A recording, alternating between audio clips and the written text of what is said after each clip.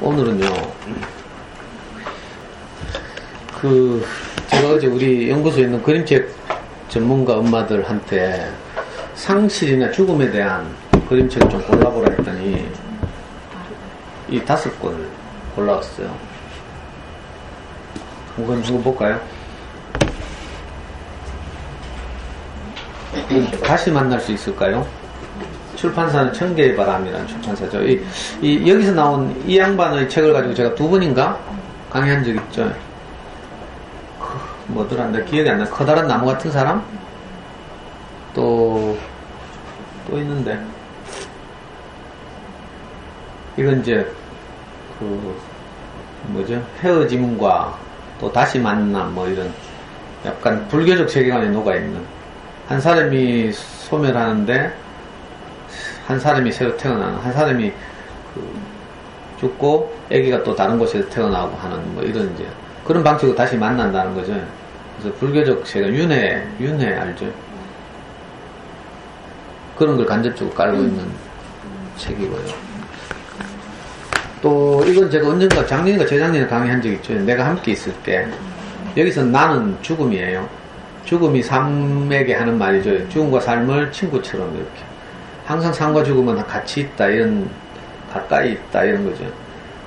두려워할 대상이 아니라는 거예요. 말하는, 내가 함께 있을게. 웅진준이요.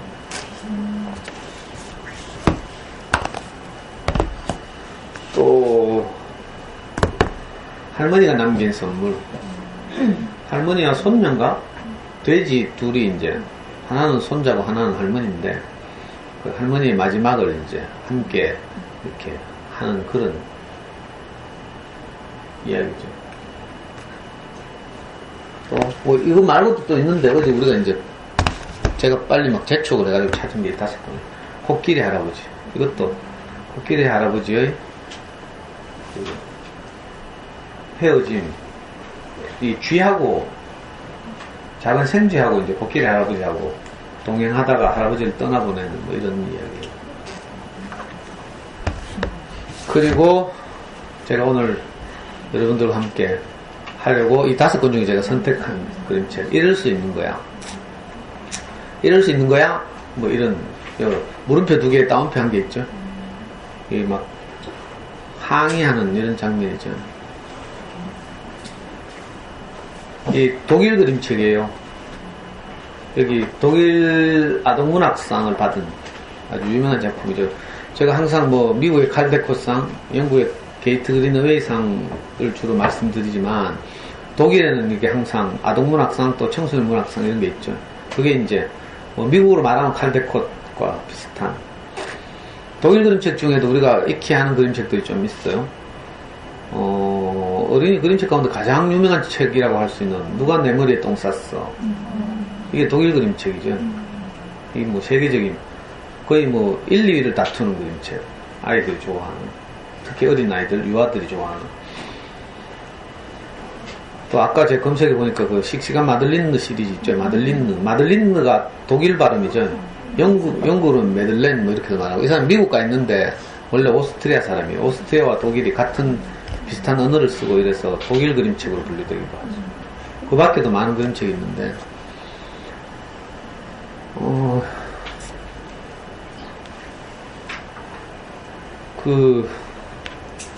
제가 옛날 강의에서 행복에 대한 강의나 이런 거 할 때 여러 번 이제 말씀드리고 추천한 책 중에 인생 수업이라는 책이 있죠.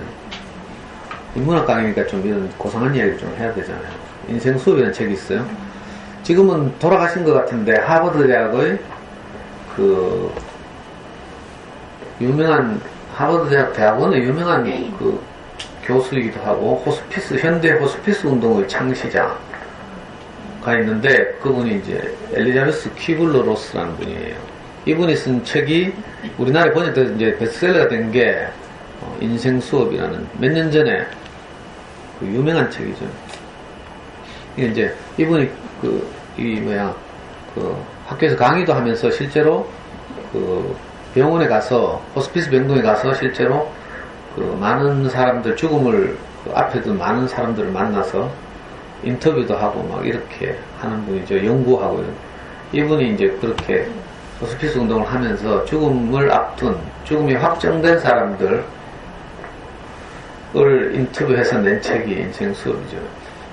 죽음 전문가, 임종 전문학자 뭐 이렇게도 불러요. 이번에 책을 제가 전에 보니까 뭐 전에 말씀드린 것 중에 이제 죽음을 앞둔 사람들이 가장 아쉬워하는 것이 뭐 돈을 내가 충분히 못 벌었다 이런 것도 아니고, 내가 자녀교육을 충분히 못했다 이런 것도 아니고, 다 뭐라고 했어요? 내가 소중한 사람들을 충분히 사랑하지 못했다, 이걸 다 후회한다고 했어요. 그리고 남아있는 사람들에게 조언하기를 지금 소중한 사람들에게 사랑한다고 말하라는 거예요.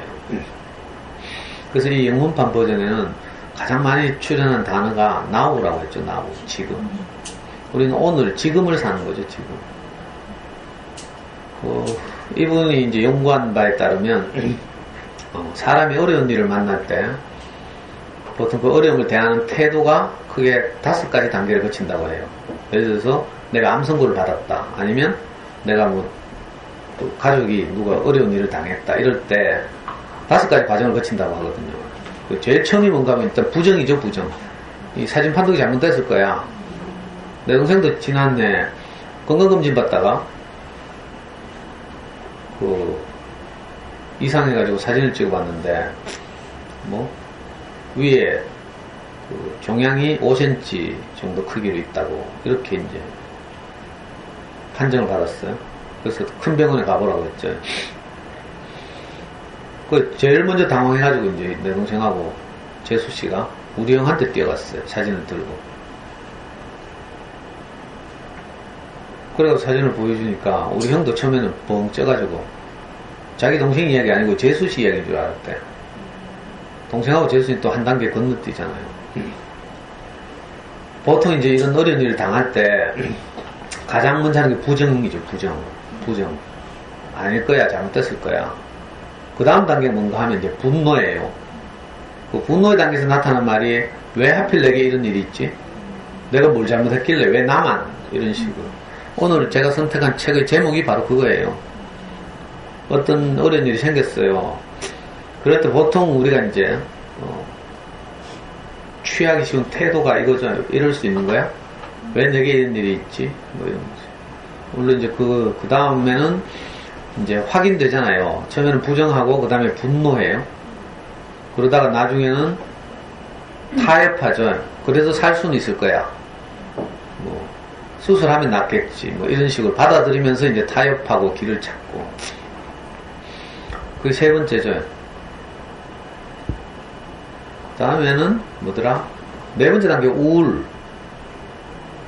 받아들이긴 하지만 이제 견딜 수 없어서 이제 굉장히 힘들어하고 이런 시기를 거쳐서 마지막 단계가 수용하는 거죠. 이 5개의 과정을 거치는데 우리가 평소에 이런 문제에 관해서 깊이 생각하고 또 지혜로운 인식을 하고요. 어떤 말씀을 듣고 하다 보면 이 과정을 아주 쉽게 지나갈 수 있어요. 그러면 이제 큰 흔들림이 없을 수도 있는데 이런 준비가 없으면 어떻게 되는가 하면 아까 말한 대로 부정하고 분노하고 이런 시간이 너무 많이 걸려요. 그러다 보면 이게 회복하지 못할 수도 있어요. 이 과정을 이제 슬기롭게 지혜롭게 잘 이겨내지 못하는 많은 사람들이 큰 영향을 받죠. 가족 중에 한 사람이 예를 들어서 내가 떠나가는 과정을 통해서 많은 영향을 받아서 집안 전체가 황폐화되는 경우도 있고요. 어떤 사람은 막 심지어는 막 동반 뭐 어떻게 하기도 하고 심각한 일들이 벌어지죠. 근데 이런 문제에 대해서 우리가 참 지혜를 얻으면 그죠? 물론 반가운 일은 아니지만 뭐 환영할 일은 아니지만 이걸 잘 지나갈 수도 있고 이래요. 그래서 마침 또 어제 우리 카페에 어떤 분이 아주 안타까운 글을 하나 올렸죠. 보신 분 있어요? 9월 9일인가? 첫 강의를 했는데 그날 유튜브에서 강의를 쭉 듣고 있던 어떤 분이 이 강의를 처음 들어왔어요. 저기 제일 뒷자리 저기 앉아있었죠. 벽에 기대고 성서에 사신다는 분이. 참 신기하게 이분이 가입 인사를 했거든요. 그 며칠 전에. 가입 인사를 하면서 유튜브를 통해서 선생님 강의를 너무 잘 듣고 있다고 막 시처럼 정말 강렬하게 썼어요. 강의를 제대로 듣고 있다고 소화도 하고 그래가지고 제 마음이 잘 전달되고 있는 그런 가입 인사였어요. 그냥 한 줄 두 줄 쓰고 많은 가입 인사가 아니고 그리고 끝에다가 제가 댓글로 그 가입 인사가 너무 강렬하다고 반갑다고 하면서 어디 사시냐고 물었더니 대구 성서에 산대. 그래서 자기가 성서에 사니까 여기 금방 올 수 있잖아요. 근데 이제 안 오니까 미안한가 봐. 그래서 혹시 뭐 얼마 지나지 않아서 혹시 나중에 선생님 살려달라고 자기가 쫓아갈지도 모르겠다고 이렇게 글을 썼어요. 가입 인사에서. 그리고 지금 한 달도 안 지났어요. 근데 어제 우리 카페 그 참 안타까운 글이 올라온 거죠. 초등학교 2학년 우리 아이가 뇌종양에 걸려서 그 눈물로 글을 썼어요. 손에 5cm짜리 혹이 있어서 8시간에 걸쳐서 수술을 하고 지금 서울에 있죠. 엄마 아빠가 너무 갑작스럽게 일주일 만에 벌어진 일이라서 그 시댁과 친정에도 연락도 못하고 지금 두 분이 부부가 엄마 아빠가 지금 병원에 매달려서 그렇게 아이하고 함께 지내고 있다고 하더라고. 근데 이상하게 자꾸 고맙게도 제 생각이 난다고 하면서 그 글 끝에다 선생님 살려주세요 이렇게 써놨어요. 근데 너무 마음이 급해가지고 어제 전화를 했더니 또 전원도 꺼져 있고 그래서 저도 댓글로 겨우 이제 제 마음을 표현하고 했는데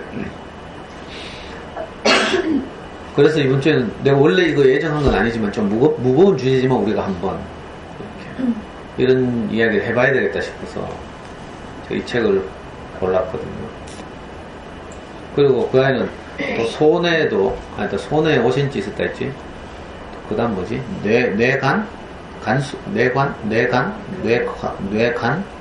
뇌간에도 또 1.5cm짜리 혹이 있는데 그거 너무 위험해서 그건 손을 못 댄대. 우선 손에 그 종양 재간 수술만 하고 앞으로 이제 화학 치료하고 항암 치료를 이제 계속 하게 된다고. 그리고 뭐 의사들은 또 최대한 최악의까지 상정해서 항상 보호자에게 설명하죠. 그래서 뭐 향후 생존율이 뭐 몇 %고 뭐 어쩌고저쩌고 계속 이렇게 말하는데요. 아주 희귀한 아이들에게 잊기 어려운 그런 이제 어려움에 닥친 거죠.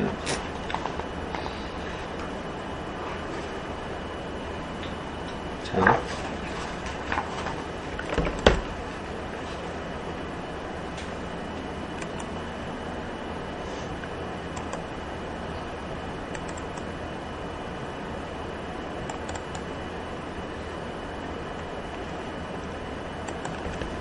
이럴 수 있는 거야?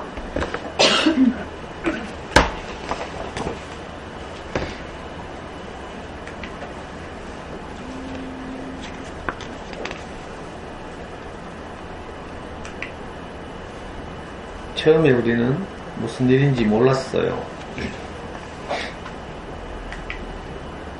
갑자기 그 여자애가 나타났거든요.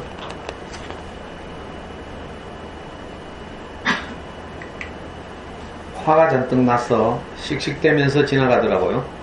반짝거리는 새빨간 가죽 가방을 질질 끌면서요. 왜 할머니들이 많이 들고 다니는 가방 있잖아요. 왜 할머니들이 많이 들고 다니는 가방 있잖아요. 우리는 여자의 뒤를 따라가 보기로 했어요. 냄새를 가장 잘 맡는 친구가 앞장섰죠. 어떻게 됐냐고요? 여자애가 악을 쓰듯 소리쳤어요. 이럴 수 있는 거야?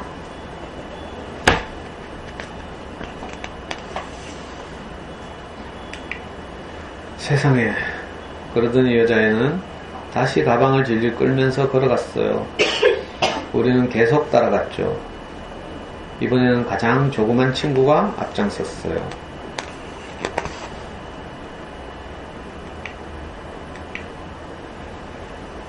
이럴 수 있는 거야?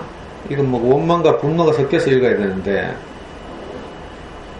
저는 잘 안 되고 누가 좀 이걸 흉내낼 사람은. 우리 모기님 한번 해볼래요? 저도 이게 없어서.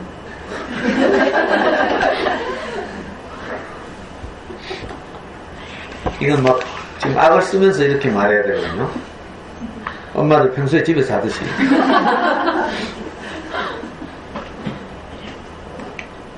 여자애는 또 소리쳤어요. 그리고는 다시 걸어갔죠.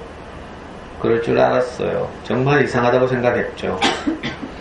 우리는 계속 여자의 뒤를 따라갔어요. 이번에는 커다란 가방을 든 친구가 앞장섰어요. 그 가방 안에는 무엇이 들어있는지 아무도 몰라요. 이럴 수 있는 거야?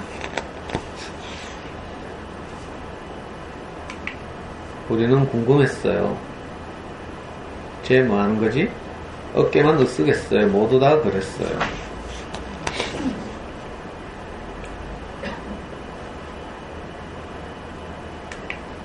마침내 키다리 친구가 용기를 내어 물어봤어요. 너 왜 그러니? 작은 여자애는 악을 쓰듯 소리쳤어요. 엘비스가 죽었어. 우리는 모두 한마디씩 했어요. 아, 불쌍한 엘비스. 노래를 정말 잘했는데 엉덩이도 멋지게 흔들었지. 노래면 노래, 춤이면 춤, 못하는 것이 없었는데 멍멍. 여자애가 소리쳤어요. 가수 엘비스가 아니야. 엘비스 프레슬리 같다, 그죠? 여자애는 반짝이는 새까만 가죽 가방을 열더니 우리 코앞에 바짝 들이밀었어요. 그러고는 엉엉 울면서 말했죠. 내 엘비스라니까? 가방 안에는 노란 새가 누워 있었어요. 작은 새는 죽어 있었죠. 우리는 더듬더듬 말했어요. 안 됐다. 정말 안 됐다. 아, 그래서 그랬구나. 정말 슬프다. 불쌍한 엘비스. 멍멍. 왠지 모르지만 가슴이 너무 아팠어요. 모든 것이 다 슬펐죠. 그때 한 친구가 불쑥 말했어요. 엘비스를 묻어주자. 우리는 장례식 할 때처럼 했어요. 일렬로 줄을 서서 행진했죠. 촛불도 들고 꽃도 들고 하얀 띠를 묶은 화환도 들고 향도 피웠어요.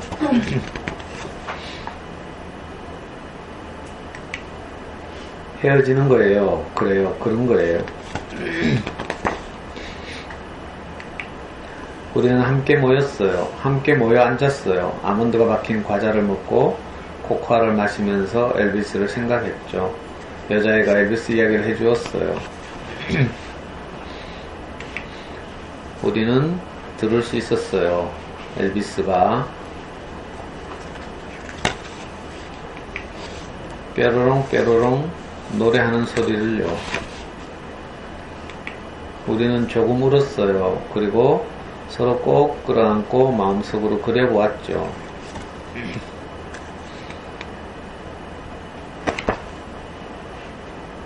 한 엘비스가 또 다른 엘비스를 만난다면 얼마나 좋을까. 우리는 몹시 슬펐지만 저도 모르게 빙그레 웃었답니다. 정말 좋았어요. 여기 엘비스 잠들다. 좀 덥다. 에어컨 리모컨 누가 들고 있지?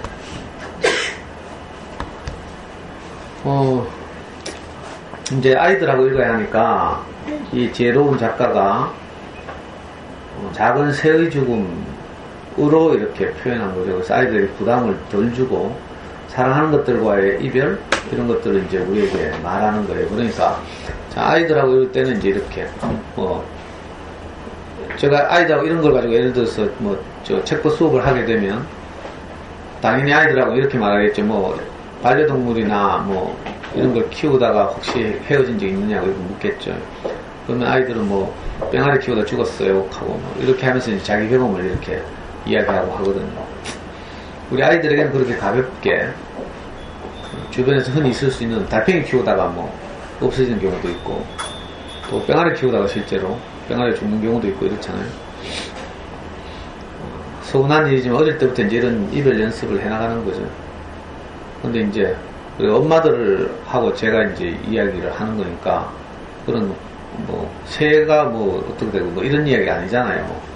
사실은 이 문학 작품이라는 것이 또 그림책이라는 것이 이렇게 상징적인 것이니까 여기에 이제 우리가 충분히 그 다른 것을 대입할 수도 있고 이런 거죠. 근데 안타깝게도 이 아이는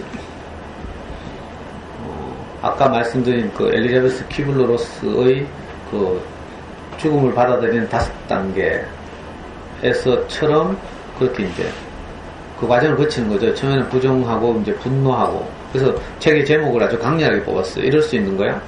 근데 이건 이 여자 꼬마아이의 분노만 아니고 사실 우리도 다 이런 경험이 있죠.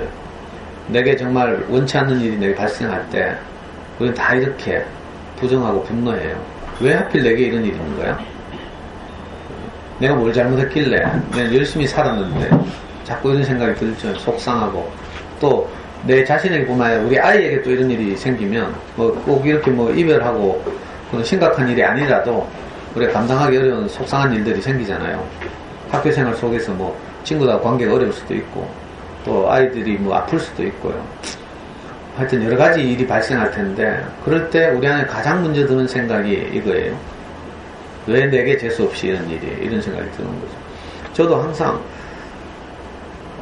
그 생각을 했거든요. 난 하필 재수 없이 왜 아버지가 일찍 돌아가셨을까? 물론 저보다 더 일찍 돌아가신 분도 있고 아버지 얼굴도 못 본 사람도 있어요.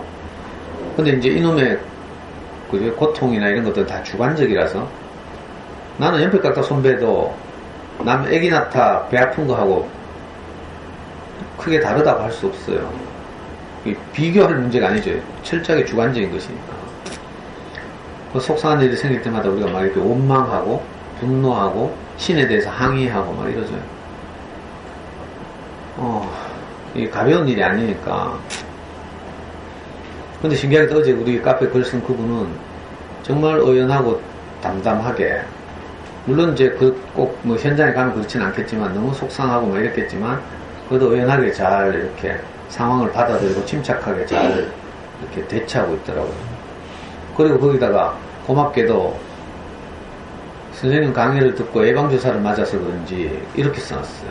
너무 고맙더라고. 저는 그때 올 첫 강의 때 얼굴 딱 처음 본 분이거든요. 근데 너무 신기하게 유튜브를 통해서 관계가 생긴 거죠. 너무 고마웠어요. 그래서 제가 그렇게 뭐 모르는 사람한테 전화할 사람이 아닌데 제 스타일도 그렇고 아는 사람한테 제가 전화 안 하는 사람인데 막 너무 막 하여튼 어떻게든 위로하고 싶어서 급하게 전화를 했더니 안 받더라고. 이때 출석부가 필요한 거예요. 내 출석부에 여러분들 전화번호 적어놨잖아요. 정말 필요할 때 혹시 싶어가지고 이거 보고 제가 전화했거든요. 안 그랬으면 뭐 대책이 없을 텐데. 근데 우리 같은 평범한 사람만 그렇게 원망하는 게 아니고 정말 똑똑하고 뭐 지적인 분들도 이런 상황을 만나면 다 이런 과정을 거쳐요. 제가 강의 때 가끔 말씀드리지만 대표적인 분이 지금은 몇 년 전에 돌아가셨는데 여류 소설가 박완서 선생님이라고 있죠. 전에도 말씀드렸어요. 이분은 뭐 40대 문단에 등단할 때 저는 어릴 때 지금도 생각나요. 이분의 작품이 무슨 공모에 당첨돼가지고 라디오에서 연속곡으로 계속 이렇게 드라마로 만들어졌어요. 제 기억이 정확하다면 그때 그 소설의 제목이 뭔가 하면 휘청거리는 오후. 별 관심이 없네. 이 유명한 분이죠. 알아요? 그리고 자신의 삶, 뭐 가족들의 삶을 다룬 소설도 유명하잖아요. 그 많던 싱하는 누가 다 먹었을까? 뭐. 난 처음에 그 싱하 하길래 난 코끼리 이빨 상하를 미스프린트 했나 싶었어요. 그래 막 검색해보고 이랬다니까. 그랬더니 싱하가 무슨 풀 이름이 돼? 하여튼 이런 이제 유명한 분이죠. 독신한 가톨릭 신자고요. 근데 이분이 안타깝게도 그때가 언제더라? 1980년대 후반에 남편을 암으로 잃었어요. 이 집안은 대대로 남자가 귀한 집안이에요. 근데 박완서 선생이 또 아기를 낳았는데 결혼해가지고 딸이 셋 있고 아들이 하나인가? 뭐 이랬죠. 막내 아들. 근데 남편이 암으로 돌아가시고 나서 얼마 안 있어서 이 막내 아들이 교통사고 죽었어요. 그때 이 아이가 서울대 의대 4학년인가? 서울대병원 인턴 1년차인가 뭐 하여튼 이랬어요. 26쯤 되는데. 너무 하여튼 이 박완서 선생의 큰 슬픔이 닥쳐왔죠. 정말 지적인 분이거든요. 이 박완서 선생이. 성격도 차분하고 그 외모도 굉장히 이렇게 인자하게 생겼고 이런 분인데 자기 감당할 수 없는 이런 이제 큰 사건이 터졌어요. 그래서 도저히 감당할 수 없어가지고 이제 혼자 있으면 안 되면 큰일 날 것 같으니까 이제 부산에 있는 큰딸 집에 가서 살면서 그 어려움을 이겨냈죠. 그러면서 뭐 하여튼 딸이 뭐 이러쿵저러쿵 위로하면 막 고함 지르고 아무 말도 하지 마라 하고 어설픈 위로하지 마라 하고 막 이러다가 도저히 안 돼가지고 나중에 수녀원 들어가서 그 수녀원에서 오랫동안 지냈어요. 그때 그 자기 그 외아들의 죽음을 이제 맞이하고 그 과정을 쓴 그 일기가 있어요. 이 일기를 책으로 나중에 냈잖아요. 몇 년 후에. 그 책이 이제 한 말씀만 하소서. 책 제목이 한 말씀만 하소서예요. 신에게 항의하는 거죠. 가톨릭 신자니까. 아니 당신이 신이라면 어떻게 내한테 이렇게 할 수 있습니까? 하는 거죠. 그걸 막 분노하고 항의해서 신에게 항의하는 그 절절한 일기가 있어요. 한 말씀만 하소서. 제가 그때 지금부터 한 20년 전에 그 책을 읽었는데 지금도 기억이 나요. 그때 우리 와이프가 이제 제가 하도 스트레스 많이 줘가지고 그 자궁 내막증인가? 자궁에 이제 물혹이 생겨서 그거 이제 수술한다고 제가 한다고 영대병원 입원했을 텐데 그때 이제 일주일 내내 와이프 간호하면서 제가 같이 지내면서 뭐 발도 씻기고 뭐 이랬는데 그때 웃기는 이야기 있죠. 우리 목사님하고 이제 교회 누나들이 이제 문병 왔다가 다 하는 말이 다 니 때문에 병생겼다.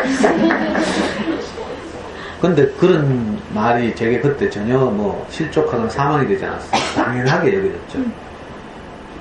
그 점점 이제 인간이 되어가는 거죠. 그래가지고 이제 낮에 할 일 없고 심심한 와이프 이제 뭐 자고 이럴 때 이제 할 일 없 너무 심심해가지고 영대병원 1층에 가면 지금 어떻게 되는지 모르겠는데 그때 책을 비춰놓고 문고처럼 거기서 제가 발견한 책이에요. 한 말씀만 하소서. 그 책을 읽는데 그 박완서 선생의 그 막 이거 어려운 말로 참척이라고 하죠. 참척. 그 사람이 만날 수 있는 가장 큰 슬픔. 그게 자식을 잃는 슬픔이거든요. 그래서 이걸 한자어로 참척의 고통, 뭐 참척의 슬픔 이렇게 말해요. 정말 막 가슴을 찢듯이 그렇게 자기 마음을 써내려갔어요. 소설가니까 얼마나 또 그걸 묘사를 잘하겠어요. 그 책의 제목이 한 말씀만 하소서죠. 수녀원에 들어가서 그 지내면서 이제 그 성모 마리아상 앞에 가서 막 자기 막 가슴을 찢고 막 뭐라 하는 거 예배당? 그 마룻바닥 있잖아요. 그 마룻바닥을 막 뒹굴면서 막 그렇게 하나님한테 항의하는 거예요. 한 말씀만 하시라고. 한 말씀만 하소서. 그러면 내가 낫겠나이다. 뭐 이런 마음으로. 그러니까 오늘 책 제목이에요, 사실은. 왜 내게 이런 일이 있는 거야? 이 말이나 박완서 선생이 그렇게 고상하게 표현한 한 말씀만 하소서나 심정이 같은 거죠. 그리고 또 우리 같은 범인들도 이런저런 일이 있을 때마다 왜 내게 이런 일이 있습니까? 하고 원망하죠. 신을 이제 뭐 이렇게 대상으로 한 사람들 신을 원망해요. 근데 또 우리 옛날 분들은 뭐 신보다 직접적으로 또 대상을 찾죠. 가족 중에서. 그래서 어떤 분들은 정말 힘든 일이 생기면 네가 시집을 잘못 와서 그렇다 하고 전현이 시집을 잘못 와서 그렇다 하고 서방 잡아먹을 년이다 하고 이런 이야기도 하고요.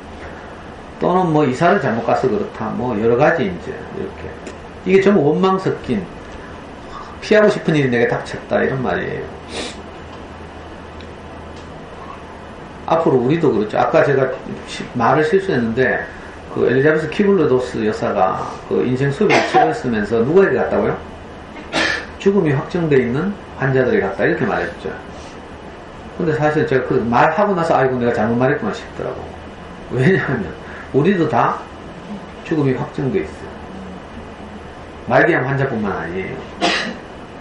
여기서 죽음으로부터 예외인 사람 없죠? 뭐 이상한 돌을 닦는 사람들은 자기는 안 죽는다고 생각하는 사람도 있긴 있어. 음양식을 아주 깊이 하는 사람들 보니까 정말 그렇게 생각하더라. 뭐 이상한데 이렇게 세뇌되니까. 처음에는 이제 밥 3끼를 안 먹고 좀 줄여서 먹죠. 나중에는 어떻게 해요? 밥 한 끼만 먹으면 되고, 나중에는 밥을 5숟가락만 먹으면 되고, 이론적으로 그럴듯하죠. 이러면 이제 몸이 거기에 적응해 나간대. 나중에는 밥 한 숟가락만 먹어도 되고, 나중에 물만 먹어도 되고, 나중에 신선처럼 뭐. 그런 이론도 있어요, 실제로. 근데 정상적이라면, 우리는 다 여기서부터 예외가 없죠. 그래서 전 그때 진짜 치기 어린 제 마음에, 제가 30대였잖아요. 박완서 선생님 그 한 말씀 하셔서 책을 읽고, 정말 내가 박완서 선생님한테 편지를 쓰고 싶어. 아니, 찾아가고 싶었어. 찾아가서 인생에 대해서 내가 한번 말하고 싶었다. 너무 건방지지만, 왜냐면 물론 함부로 말할 일이 아니죠. 너무 진짜 엄청난 일을 이렇게 당한 분에게 함부로 말할 일은 아니고, 그 고통이 너무 안타깝고, 제가 이래가지고. 근데 사실은요, 그냥 가벼운 마음이 아니고, 저도 항상, 혹시라도 내 사랑하는 명예가 어떤 일이 생기면, 하는 시뮬레이션을 내가 늘 하거든요. 왜냐면 인생이니까, 제가 제 강의 때 가장 자주 하는 말이, 인생이라서 그렇다, 이거죠. 인생이니까 누구에게도 일어날 수 있는 일이에요, 사실은. 정말 뭐 신이 은혜를 베푸셔서 내게 일어나지 않을 뿐이지 누구에게도 일어날 일이죠. 세월호 사건 때도 그랬고요. 저도 그래서 그전에는 몰랐어요. 그냥 성취하고 높이 올라가고 남과 경쟁에서 이기고 이런 삶을 살 때는 전혀 몰랐는데, 제가 이제 제 스승을 만나서 전혀 다른 말을 듣게 됐죠. 그리고 나서 이제 비로소 생각하게 된 거예요. 아, 우리 아이도 내보다 먼저 내 곁을 떠날 수도 있겠구나. 내가 항상 마음의 준비를 하는 거예요, 시뮬레이션. 왜냐면 그래야 인생이 겸손해지고 진지해지고요. 내가 하던 만행을 좀 다시 한번 생각하고 멈추게 되죠. 물론 확률은 제가 아이를 먼저 떠날 확률이 훨씬 높아. 그렇죠? 또 그렇다 하더라도 이것도 슬픈 일이에요. 네, 이러나 저러나 결국 우리는 유한한 존재라는 거죠. 근데 신기하게도 저는 무식해서 그런지 제가 우리 스승을 만나기 전에는 한 번도 내가 유한한 존재다 이런 인식이 내게 없었어요. 그러니까 열심히 살아야 된다 뭐 그죠? 이런 생각이 있었지. 사회를 바꿔야 된다 뭐 이런 아주 괜찮은 생각이 있었지만 한 번도 나 자신에 대해서 내가 참 유한하구나, 내가 시작된 존재구나, 시작이 있으면 끝이 있구나, 이 사실을 내가 깊이 인식하지 못했어요.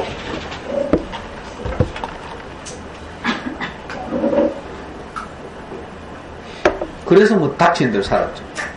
마치 이런 것 같은 거라. 내가 100년은 이렇게 한번 살아보고, 잘 안 되면 수틀리면 나머지 100년은 이렇게 살아보고, 내가 뭐 영원히 살 것처럼. 그건 뭐 맨날 뭐 내 성지들 애 패고 막 이렇게 살았죠. 근데 어떤 말을 자꾸 들으니까 내 생각이 달라져요. 그리고 제가 지금 여러분들에게 하는 늘 말씀드리는 것이지만, 산다는 것은 사랑하는 것이구나. 점점 이걸 이제 알아가는 거죠. 왜냐면 마지막에 가면 결국 여기에 다다르게 돼요. 지금은 산다는 것은 뭐 성취하는 것이구나, 산다는 것은 성적을 높이는 것이구나, 뭐 산다는 것은 아파트 평수를 넓히는 것이구나, 뭐 산다는 것은 차를 바꾸는 것이구나, 이렇게 생각할 수도 있지만 결국 마지막에 어떻게 돼요? 그게 아닌 거야. 아까 그 인생 수업의 주인공들처럼 우리에게 조언하는 거죠. 지금 오늘 당장 내 소중한 사람들에게 사랑한다고 고백하고 표현하는 것, 이것이구나, 이걸 알게 돼요. 이걸 놓치면 어떻게 돼요? 저기 영국의 유명한 극작가 조지 버나드 쇼처럼 우물쭈물하다가 내 이럴 줄 알았다. 조지 버나드 쇼의 묘비명에는 우물쭈물하다가 내 이럴 줄 알았다 이렇게 쓰여있어요. 여기 앨리스의 묘비명이 뭐라고 쓰여있어요? 앨리스 여기 잠들다 이렇게 쓰여있죠. 이 네이버 검색하면 해봐요. 유명한 사람들 묘비명 하면서 재밌는 거 많다니까. 근데 이 영국의 극작가 조지 버나션 희곡 작가고 희곡 작가. 그러니까 웃기는 위트 있는 사람이. 그 자기 묘비명이도 우물쭈물하다네 이럴 줄 알아. 자기가 언제 갈지 모르는 거라 우물쭈물하면서 그냥 영원히 살 줄 알고 살다가 어느 날 딱 돼보면 내가 당황스러운 거죠. 자, 이렇게 큰 문제는 안 했지 모르지만 우리가 아이를 키우는 과정에서도요, 학교 생활하는 아이들 속에서도 우물쭈물 하다가 내가 예기치 않은 일들이 막 닥쳐와요. 제가 이걸 긴 겨울이 비유했죠. 옛날에 프레드릭 이야기를 하면서. 우리가 생각하는 겨울보다 훨씬 더 암흑하고 긴 겨울이 나를 찾아올지도 몰라요. 그때는 내가 준비했던 것들이 그 겨울을 나게 할 수 없는 거라. 우리는 그냥 일반적인 그 생쥐들처럼 뭐 먹을 거 있으면 된다고 생각해요. 돈 많고 등 따시고 배부르면 된다고 생각해요. 근데 이놈의 인생이라는 겨울은 그걸로 안 될 때가 있어요. 돈도 아무 쓸모가 없을 때도 있어요. 진짜 이상한 일이에요.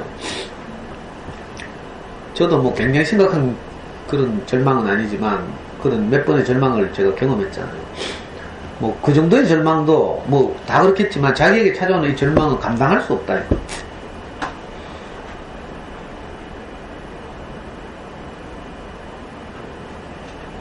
그리고 우리 안에서 이런 항변, 분노 이런 게 일어나는 거죠. 근데 어떤 기자가 그 박완서 선생의 그 한 말씀만 하소서를 읽고 서평을 쓰는 걸 제가 인터넷에서 봤는데 그분이 참 신기하게 쓰는 한 구절을 제가 봤어요. 결국 이 책을 계속 읽다 보면 처음에는 신에 대해서 항변하는 거 한 말씀만 하소서. 왜 내게 이런 일이 있습니까? 내가 뭘 잘못했습니까? 왜 하필 재수 없이 내게? 자, 이렇게 우리가 항변하는 거예요. 근데 이 항변의 깊은 속에는 뭐가 있어요? 다른 사람에게는 그런 일이 일어나도 괜찮습니다. 이런 말이 있어요. 이런 마음이 들어있는 거죠. 그러니까 우리가 정말 이기적이고 교만하고 아니 내게도 일어날 수 있는 일이지 다른 사람에게도 일어날 수 있으면 근데 우리가 무슨 자격이 있어서 왜 내게만 이런 일이 일어납니까? 이렇게 항변하고 있다는 거예요. 내게도 당연히 일어날 수 있는 일이 그 인생에 대해서 이렇게 겸손해지는 거죠.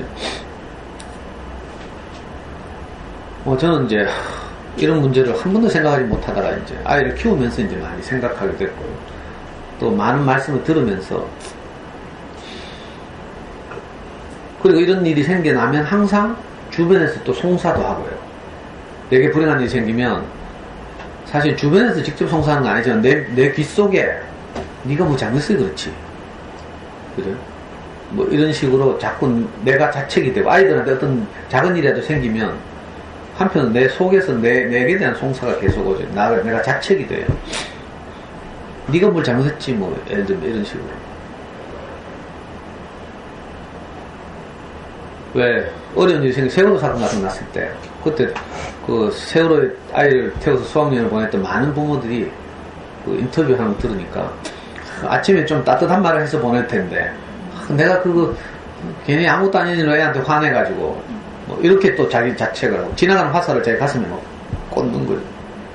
이런 일도 생기고 그래요. 근데 사실 알고 보면 우리는 인생이라서 내게 피할 수 없는 일들이 많이 와요. 저는 또 아이를 키우다 보니까 오만 일들이 다 있어요. 작은 일들이지만 내가 너무 속상한 일들이 많았어요. 맨날 애가 작은 가벼운 일부터 말하면 맨날 맞고 들어오는 거예요.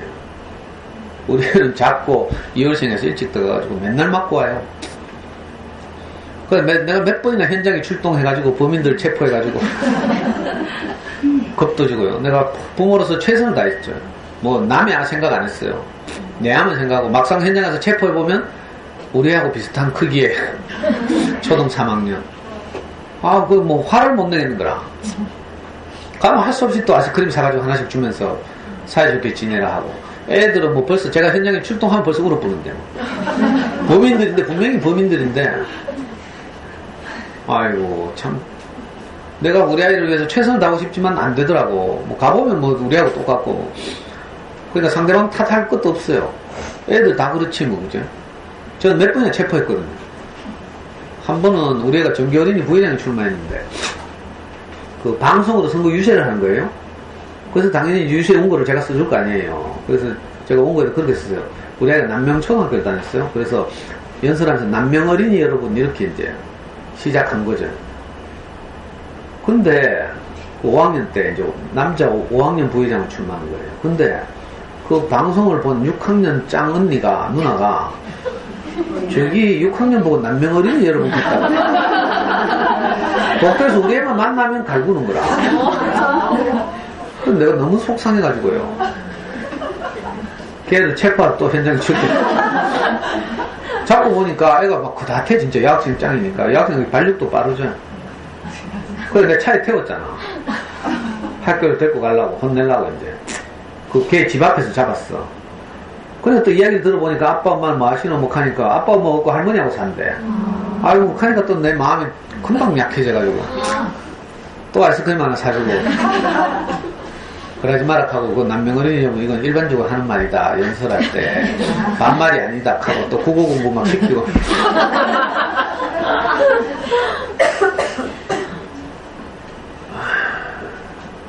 뭐 자잘한 일들이지만 많은 일들이 있었어요. 한 번은 또 담임선생님이 뭐 우리는 잘난 척을 많이 한다 하더라고. 여러분들 담임한테 이런 말 들으면 정말 기분 안 좋죠. 뭐 별건 아니지만 그때 5학년이고 6학년이었어. 실제로 5학년 마지막 날 그 이제 애들끼리 이거 저걸 돌리죠. A4 같은 거 돌려가지고 한마디씩 다 적어주는 거 있잖아요. 보니까 우리 애한테 한 조언들을 보니까 반은 6학년 돼서도 공부 잘해라 이거고 반은 잘난 척 하지 마라 이거. 근데 얼마나 걱정이 됐어요 부모로서. 애가 잘난 척해서 왕따 되고 잘못하면 친구들한테 돌리고 또 친구 사귀기 어렵고 이러니까 이 부모로서 이게 작은 일이지만 굉장히 걱정되잖아요. 참. 그리고 이제 제가 이제 제 스승부터 이런저런 말을 듣고 나서 이제 좀 속상했지만 이제 나를 위로했죠. 아이들은 성장하는 과정이 있다. 그 제 강의 때도 가끔 말했지만 그런 과정을 거쳐서 우리 애는 진짜로 초등 때는요 인정받고 싶으니까 모든 질문에 다 손을 드는 거야. 그래가지고 이제 잘난 척 한다는 소리를 듣는 거죠. 근데 나중에 중학생이 돼서 애들이 그 과정을 거치고 나니까 우리 애가 신기하게도 다른 아이들이 손드는 문제는 절대로 손을 안 들더라고. 양보하는 거죠. 그리고 다른 애들이 손 못 드는 질문에만 손을 들어. 이 지혜가 생긴 거예요. 이런 경험도 하고요. 중학교 2학년 때인가는 애가 고민을 이야기하더라고. 뭔가 보니까 어떤 여학생이 자기한테 고백을 해왔대. 근데 이만한 여학생들이요, 막 정성을 다해 1년 동안 했잖아요. 노트에다 그림을 그려가지고, 그걸 책을 만들어가지고, 시도 적고 뭐 이런 거 있잖아요. 그래가지고 우리 애한테 고백을 해온 거야. 그래, 아빠 이거 웃자면 좋겠노? 하더라고. 그래, 내가 당장 돌려주겠다. 왜냐면 그 여자애가 우리 교회 같이 다니는데 내가 아는 애거든? 그때 나는 이제 주제 파악을 못하고 있었죠. 지금은 진짜 솔직한 마음으로 우리 아이에게 누구라도 감사하다네 이런 마음이 있어요. 누구라도 우리 아이가 누구하고 결혼하겠다 하더라도 내가 감사하다 이런 마음이 있는데 그 당시에는 제가 이제 교만했죠. 그래서 내 말을 안 듣거라. 그래가지고 돌려주라 했어요. 두고두고 내가 후회가 되는지. 이런저런 실패를 저도 많이 했어요. 이기적이고 또 주제 파악이 안 되고 교만하고 내게 어떤 일이 생기면 저도 항상 이런 원망하는 마음이 있고 그리고 또 실패할 때마다 내게 송사가 들려오고 이런 일이 생기면 네가 뭐 잘못해서 그런 거 아니냐 뭐 이런 네가 잘못 사서 그런 거 아닌가 하는 말이 내 내면에서 자꾸 들려와요. 주변에서 뭐 이렇게 말하지만 그보다 더 큰 게 내 속에서 이런 말이 들려오는 거죠. 그때마다 제게 위로가 됐던 말이 있어요. 우리 목사님이 우리한테 항상 한 말 중에 그 예수의 첫 장면과 끝 장면, 마지막 장면을 이야기하는 거예요. 예수 뭐 교회 다니시거나 성당 다니시는 분들 좀 알지 모르지만 그 예수께서 이제 30년 동안 목수의 아들로 살다가 마지막 3년 반을 이제 공생애를 살았죠. 이제 많은 사람들을 행복하게 하는 일을 하면서 살았어요. 이걸 공생애라고 해요. 사생애와 다른 말이라는 거죠. 그 공생애를 살려고 할 때 처음 맞이하는 장면이 뭔가 하면요. 40일을 이제 그 굶은 후에 그 마귀에게 이끌려가서 3가지 시험을 받아요. 그 시험이 뭔가 하면 첫 번째 시험이 뭔가 하면 네가 하나님의 아들이라면 돌을 명해가지고 떡이 되게 하라. 왜 40일 동안 굶었잖아요. 배가 굉장히 고플 거 아니에요. 그러니까 네가 뭐 하나님의 아들이라고 뭐 주장하려면 능력을 보이라 이런 말이죠. 불가능한 것을 가능하게 해보라 이 말이에요. 그 돌로 떡을 만들어 먹으라 이렇게 말하는 거예요. 명색이 하나님의 아들이라고 이렇게 이제 앞으로 이제 그 선포하고 다닐 텐데 그 말 딱 들으면 쫄리잖아요. 야, 내가 명색이 하나님의 아들인데 뭐 좀 이런 거 해야 될 것 같잖아. 다른 사람이 못하는 거. 우리는 항상 이런 송사에 시달리거든요. 능력이 있어야 되지 않냐. 애 공부를 잘해야 되지 않냐. 그죠? 그래야 자존감이 높아지지 않겠냐. 이런 송사가 우리한테 늘 있거든요. 이걸 이제 총체적으로 예수에게 이제 송사하는 거죠. 누군가 우리 인생을 불행하게 하려고 하는 어떤 세력이 또는 존재가 항상 송사하고 있어요. 돌을 떡이 만들어 먹게 해야 돼. 네 성당 다니지? 근데 왜 애 아파? 이런 식으로. 그런 송사를 받을 수도 있죠. 내 속에서도 이런 일이 있을 수 있고. 근데 신기하게도 예수님이 뭐라고 대답했는가 하면요. 저는 한 번도 듣지 못한 말이었어요. 우리 스승을 만나기 전에. 예수님이 이렇게 말했어요. 성경에 따르면. 사람이 떡으로만 사는 것이 아니고 하나님의 입에서 나오는 말씀으로 사는 것이 사람이다. 이렇게 말했어요. 너무 멋있죠? 실제로 사람이 그렇잖아요. 실제로 사람은요, 밥만 먹고 사는 게 아니거든요. 밥만 먹고 살면 동물과 다를 바 없어요. 근데 우리는 또 다른 정신적 가치들을 받아들이면서 살아요. 그래서 동물과 좀 다르게 좀, 그죠? 인생이라고 하는 거, 사람이라고 하는 거죠. 그래서 여행도 다니고 책도 읽고 음악도 듣고 이렇게 하면서 이제 그 정신적 양식을 받아들이는 거죠. 자, 그런 식으로 이렇게 얼핏 어릴 때 배웠거든요. 근데 우리 목사님 뭐라고 하는 줄 알아요? 이 대답은 나는 능력이 없어서 돌로 떡 못 만들어 이렇게 말하는 거예요. 우리가 그죠? 내게 어떤 송사가 오잖아요. 근데 그렇지, 내가 좀 더 노력하고 선하게 살고 애 안 잡고 해야지. 자꾸 이렇게 생각하잖아요. 그러면 계속해서 그 목소리가 내게 들려요. 네 좋은 엄마라면서, 아니면 농담 삼아 이야기하자면, 야, 네 그 연구소에 강의 들어간다면서 오늘도 애한테 고함 질렀어? 이 송사가 내게 계속 들리거든요. 이 송사를 이기는 방법 간단해요. 나는 그럴 수밖에 없어. 인정하는 거, 인정. 나는 사람이라서 내가 속상하면, 그죠? 목소리 높아지고 고함 지르고. 이게 인생이죠. 이게 사람이에요. 근데 우리는 계속 천사처럼 되라는 송사를 받는 거라. 지금 많은 사람들이 천사를 굉장히 좋은 존재라고 알고 있어요. 옛날에 중세시대에 레오나르도 다빈치, 미켈란젤로 이런 사람들이 천사를 아름다운 하얀 날개 달린 뭐 이런 걸로 그려나가죠. 사실 천사는 영적 존재라서 형태가 없어요. 근데 지금 막 그림 같은 데 많이 등장하죠. 막 순백의 뭐 아름다운 뭐 아주 좋은 마음을 가진 존재를 생각할 때 우린 천사 이렇게 생각해요. 근데 사실은 더 깊이 들여다보면 천사는 그런 존재가 아니고요. 사람이 가지지 못한 어떤 것을 가진 대상 존재 이런 거예요. 사람은 수명에 제한이 있죠. 죽어요. 천사는 안 죽어요. 영적 존재잖아요. 그 영적 존재는 말은 안 죽는데 수명에 제한이 없다 이런 뜻이거든요. 그 사람이 가장 부러워하는 게 누구예요? 천사예요. 성경 전체를 훑어보면 인간이 가진 가장 숭배하는 무엇이 있는데 그게 천사예요. 천사는 공간이동이 자유롭고 수명에 제한이 없고 사람이 가지지 못한 능력을 가졌고 이런 거죠. 우리는 다 천사 같은 능력을 부러워하고 숭배하는 거죠. 오늘 어떻게 보면 가톨릭이 이 천사 숭배 사상에 깊이 젖어 있어요. 뭐 모든 종교가 그렇지만 사실은 돌로 떡을 못 만드는 것이 우리죠. 내게 오는 어떤 이런저런 절망을 피할 수 없는 것이 인생이에요. 근데 예수님이 이걸 한 방에 물리친 거라. 뭐라고 물리쳤는가 하면요. 번역해서 들으면 나는 돌로 떡 못 만들어. 이빨 다 가. 이렇게 말한 거라. 돌로 떡 만들어 하는데 못 만들게 보면 더 이상 할 말이 없잖아. 그렇죠? 근데 만들라고 애를 쓰면서 뭐 돌 갖다 놓고 막 망치로 두드려가면서 가루 만들고 이렇게 하고 있으면 열심히 해봐. 이렇게 되는 거라. 많은 엄마들이 내가 좋은 엄마가 돼야 하는데 이런 송사에 시달리고 있어요. 그러면 내가 그렇게 노력하고 있는 한 계속 좋은 엄마가 되라고 사탄이 송사한다. 좋은 엄마 되는 거 아니라고 했죠. 그냥 우리는 엄마로서 충분해요. 나는 뭐 학벌이 낮아가지고 애 수학 공부 시키기 어려운데 뭐 이렇게 하고 있어.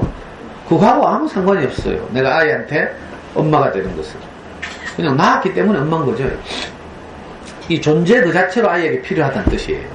우리는 뭘 해서 능력이 있어야 아이에게 괜찮은 엄마가 되는 줄 알고 있어. 그렇지 않아요. 엄마는 살아있기만 하면 돼.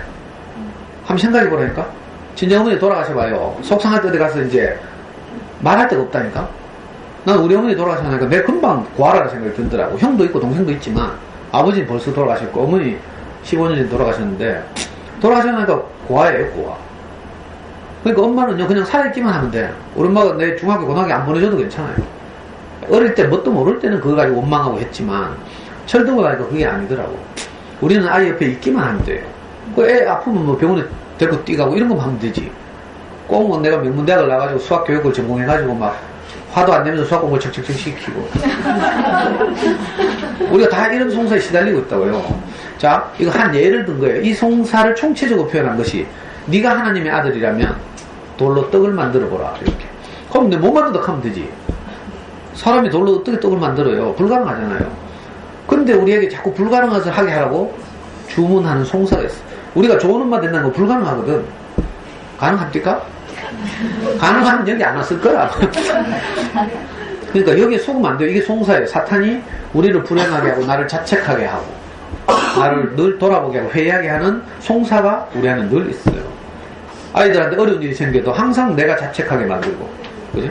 아이고 진작 좀 잘할 걸 뭐 이런 생각도 들고, 그때 뭐 어릴 때 뭘 안 비길 걸 뭐 이렇게 자꾸 우리가 최선을 다했잖아요, 사실은.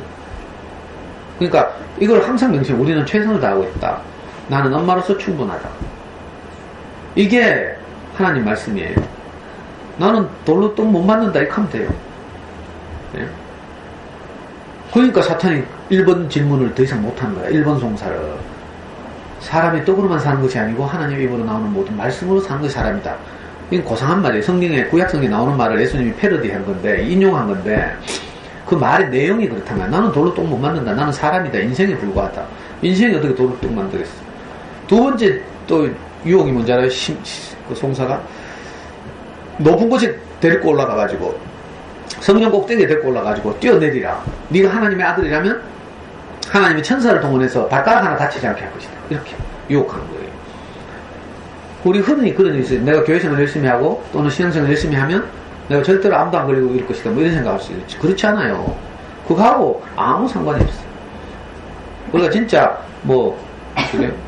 신앙생활 열심히 하거나 하면 내 인생이 좀 행복해지는 거지. 그렇다고 해서 뭐 암 피해가고 이런 거 아니에요. 이걸 잘못한 많은 기독교인들이, 그죠? 뭐 기도를 통해서 뭐 병을 고친다 개사타가 자기가 진작 안 걸리고 죽고 이런다. 실제로 그런 경우 많아요. 나중에는 쪽팔려가지고 내가 안 걸렸다 소리도 못해. 실제로 토론토에 가면요, 그런 제가 아는 애가 있어요. 토론토 가면 한인교회에서 제일 큰 은혜교회예요. 토론토 은혜교회라고 있는데 이 교회가 이제 우리나라로 말하면 오순절 계통, 순복음교회 계통이에요. 순복음교회가 그 핵심이 뭔가 하면 기도나 이런 걸 통해서 사람들이 병을 낫게 하고 이런 거예요. 이걸 보고 전체적으로 신유의 은사라고 하거든요. 그래서 손대고 기도하면 뭐 감기도 뚝 떨어지고 막 그런 그 교파들이 있어요. 토론토 은혜교회 그런 교파 있어요. 그러니까 성도들이 아프면 목사님이 가서 항상 기도해주고 낫고 이런 일들이 많이 일어나는 거라. 사람이 다 논리적으로 설명할 수 없는 일들이 일어나는데. 그런데 있잖아요. 이 토론토 은혜교회 그 목사님이 안 걸렸잖아. 그래가지고 성도들도 쉬쉬하고 있잖아. 병원에도 안 가고 이러다가 죽었어. 그러니까 뭐 천하에 없는 사람이라도 피할 수 없는 게 있다고요. 꼭대기에서 성령 꼭대기에서 뛰는데 어떻게 멀쩡해요. 불가능한 일이잖아요. 그때 예수님이 만약에 우리 같으면 그래 내가 여기서 뛰내려야 좋은 엄마지 하면서 있잖아. 뭐 그런 거 있잖아요. 왜 우리가 할 수 없는 걸 해야 엄마인 줄 알아. 화 안 내면서 수학 공부시키는 거 이거 우리가 할 수 없는 거라. 응? 성령 꼭대기에서 뛰내리는 것보다 더 어려울 수도 있다니까. 성령 꼭대기에서 뛰내리는 건 정신줄 놓으면 할 수도 있어. 근데 화 안 내고 수학 공부시키는 거 이거 아무리 노력해도 안 되는 거예요. 그때 뭐라고 말해요? 나는 하나님을 시험할 존재가 아니다. 이렇게 말했어요. 예수님이. 하나님이 시험하지 말라 하였느니라 이렇게 말했거든요. 이 말의 내용은 뭐예요? 또 번역하면 나는 꼭대기에서 뛰내리면 머리 터져서 죽는다 이 말이에요. 그 문맥을 하면 난 물론 이걸 우리 목사한테 다 배웠죠. 그냥 성경을 읽고 뭐 일반 교회 다녀가지고 이 말 절대 몰라요. 예수님은 뭐 엄청난 분이라서 신의 아들이라서 또는 신이라서 이런 위대한 대답을 했다 이렇게 배웠어요. 우리는 흉내도 못 내는 거예요. 그러니까 예수하고 내가 너무 멀었어요. 근데 예수님이 자기에게 오는 이런 송사 때마다 너무 인간적인 대답으로 송사를 물리쳤다는 거야. 아, 그래요? 나는 돌로 똥 못 만든다. 나는 떨어지면 뒤진다. 너무 인간적이잖아요. 그 예수님과 내가 멀지 않은 거라. 그러니까 사탄이 마지막에 또 송사한 게 뭔지 알아요? 세상에 부귀영화를 보여주면서 말하기를 이 부귀영화는 내게 속한 것이므로 내가 누구에게든지 마음껏 줄 수 있다. 내게 엎드려 절하라. 이렇게 말했어요. 사탄이. 내게 절하면 부귀영화를 내가 마음껏 준다. 이런 말이에요. 그때 예수님이 한 말이 뭐라 하더라? 뭐 하여튼 부귀영화로 사는 것이 사람이 아니고 하나님을 경배하고 사는 것이 사람이다. 이렇게 말했어요. 이건 좀 여러분들에게 참 제가 이해시키기 참 어려운 말인데 사람은 부귀영화로 사는 게 아니에요. 정말 행복하려면 관계가 좋아야 된다고 했죠. 그걸 예수님은 하나님과의 관계라고 일반화시켜서 말했어요. 우리가 현실적으로 말하면 이제 내게 복줄 사람과의 관계가 좋으면 내가 행복한 거죠. 금은 폐물을 내가 좋아하고 거기 경배하고 절하고 그걸 모으려고 우리가 인생을 사는데 사실은 그것이 내 인생을 절대로 행복하게 하지 않아요. 누가 행복하게 해요? 내게 복을 줄 사람, 내게 은혜를 베풀 사람, 이런 사람에게 내가 잘해야 되지. 신에게 잘할 문제도 아니고요. 뭐 부귀영화에 절할 일도 아니에요. 자, 여러분들 버전으로 하면 여러분들이 행복하려면 누구에게 잘해야 돼요?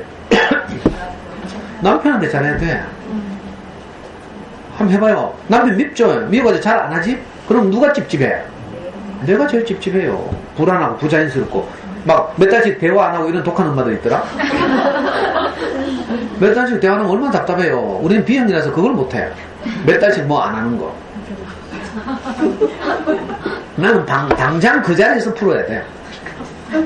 그러면 조금만 해도 이거 뭐 소통이 안 되잖아. 내 찝찝해 가지고 있잖아요. 불편하고 막. 그러니까 사실은 내게 복을 줄 대상이 있어요. 나를 행복하게 할 대상. 가까이 있는 남편, 아이에게 내가 막 행패 부려봐. 누가 불행해요? 내가 제일 불행해요. 이상하죠. 그러니까 내가 누구를 경배해야 돼요? 내게 복을 줄 사람, 나를 행복하게 할 대상에게 내가 경배해야 되는 거지.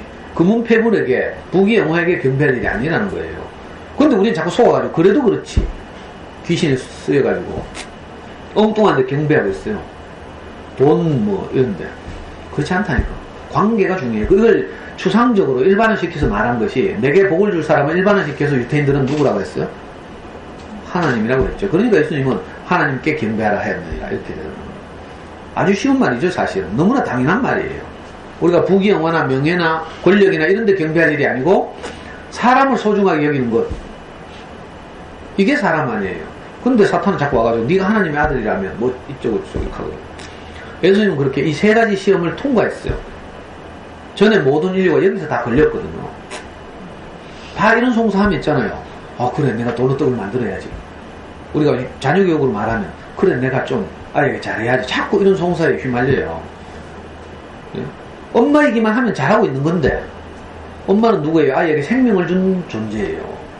우리 아이는 내가 생명을 주지 않았으면 물론 근원적으로 말하면 신이 뭐 우리 아이에게 선물했다 이렇게 우리 아이를 선물했다 이렇게 말할 수도 있지만 현실적으로는 내가 남편과 결혼해서 사랑해서 우리 아이가 낳았잖아요. 내가 없으면 우리 아이가 못 나잖아? 그럼 우리는 엄마로서 충분하죠. 아이를 낳아서 엄마가 된 거예요. 근데 우리 안에 이제 옳고 그름에 대한 지식이 들어오고 이러면 아이고 내가 또 뭐 자꾸 이렇게 찝찝한 생각이 들고 그렇죠. 거기서부터 이제 해방될 필요가 있어요. 고함 지를만 할 때 고함 질러야 돼. 애들이 보장머리 없이 군다든지 막 확 발로 차도 되고 막. 그래야 돼. 이게 인간적인데 무슨 도 닦는다고 있잖아요. 엄마들 맨날 도 닦는데 애 키우면서. 그리고 뭐 선생님 강의를 듣고 노력하고 있어요. 계속. 노력하는 게 아니라고 했죠. 노력해서 될 것 같으면 벌써 다 됐고요. 노력하는 게 아니고요. 내게 다른 생명이 오는 거죠. 이 예수가 사탄의 송사에서 모든 인류가 졌는데 최초로 예수가 그 사탄을 물리쳤어요. 그리고 나서야 비로소 사람들을 행복하게 할 수 있었던 거죠. 근데 이게 다가 아니에요. 마지막에 가서 예수가 뭐 많은 일들을 했잖아요. 마지막에 가서 어디 가요? 십자가로 가는 거라. 마지막 송사가 있어요. 성경에 안 나오는 말이에요. 저는 이거 이번 가을에 며칠 전에 개천절 날 우리 목사님한테 들었어. 우리 그 연휴였잖아요. 1, 2, 3 연휴였죠. 그래서 우리 교회에서 이제 가을 집회라고 특별히 이제 3일 연속 모여가지고 이제 우리 목사님 말씀하시고 이랬는데, 성경은 안 나오는 말인데 우리 목사님이 하나 지어냈어. 뭐라고 했는지 알아요? 예수님 십자가에 높이 달려있죠? 근데 성경에 나오는데 거기서 뭐라고 송사하는 거라. 예수님 보고 사탄이 또 네가 하나님의 아들이라면 거기서 뛰어내려보라. 그러면 내가 네가 하나님의 아들인 것을 인정하겠다. 내가 너를 믿겠다. 내가 예수를 믿겠다. 이런 식으로. 성경에는 안 나오는 말이에요. 근데 가만히 들어보니까 그런 거라. 모든 사람들이요, 특히 예수를 좋아하고 따랐던 제자들이 예수님은 분명히 십자가로 가면 하나님의 아들이니까 무슨 일이 날 줄 알았다. 십자가에서 어떻게 뭐 날개 타고 날아가거나 뭐 아니면 하늘에서 무슨 천지 변동이 일어나가 예수님을 살리거나 이럴 줄 알았다니까. 근데 어떻게 됐어요? 예수님 그냥 죽었어요. 이상하죠?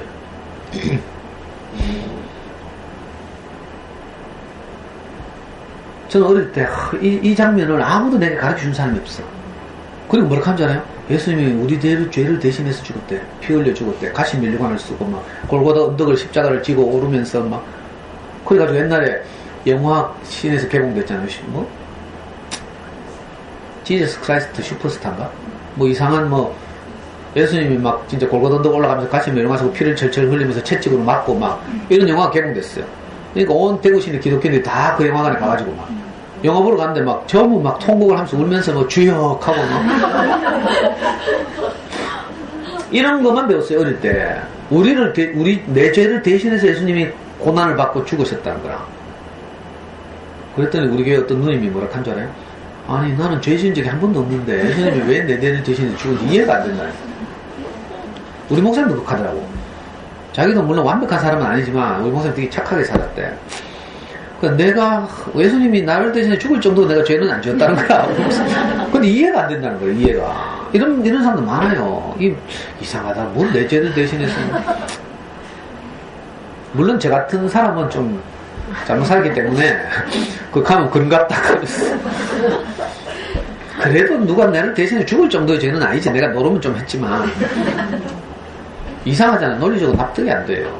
근데 우리 목사님 말씀 딱 들으니까 그게 그냥 십자가에 달려서 죽음 앞에서 예수님이 송사를 받는 거예요. 네가 하나님의 아들이라면 살아나봐라 이거라. 근데 예수님 죽은 거라. 여기서 뭐가 증명됐어요? 예수님도 우리하고 똑같은 분이라는 것이 증명됐어요. 근데 오늘날 기독교는 어떻게 가르치는지 알아요? 예수님 우리하고 다르다. 신이다. 하나님의 아들이다. 신이다. 이거예요. 그래서 경배하라는 거예요. 높이 숭상하고 경배하라.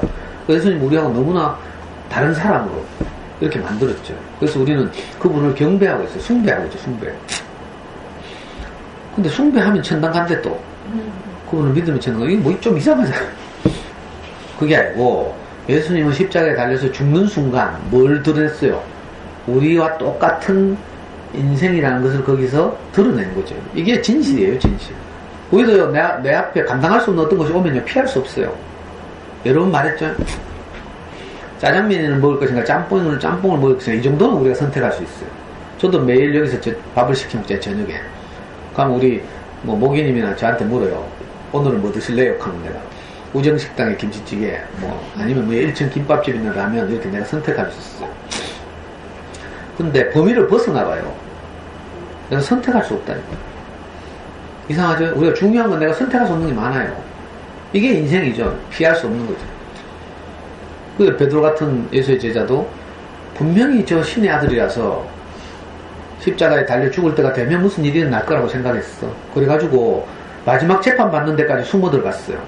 그리고 분명히 무슨 일을 일으킬 것이다. 우리 스승은. 이런 관념을 가지고 있는 거죠. 근데 재판 받으러 가가지고 예수님이 그냥 속절없이 죽네? 그러니까 베드로가 너무 실망해가지고 그 재판장을 빠져나오다가 그 법정의 여자 종이 묻죠. 네가 저 예수와 한패가 아니냐 하니까 베드로가 뭐라고 대답해요? 나는 그를 모른다. 3번이나. 예수님이 미리 예언했죠. 새벽 닭이 울기 전에 네가 3번 나를 부인할 것이다. 예언한 대로 됐어요. 이게 무슨 말인가 하면요.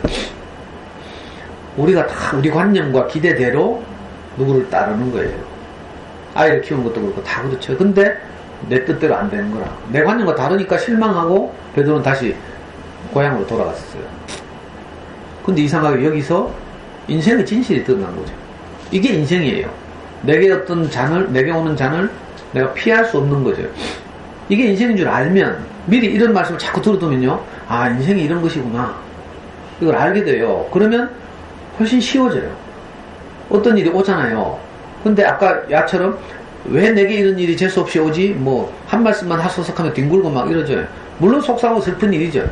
내 동생이 작년에 5cm짜리 그 위암 4기 선고를 받고 이걸 받아들인 과정을 보니까 너무 신기했어요. 우리 카페도 지금 많이 있죠. 내 동생이 가는 자료가. 그 실만한 물가에 가면 도저히 감당할 수 없을 것 같잖아요.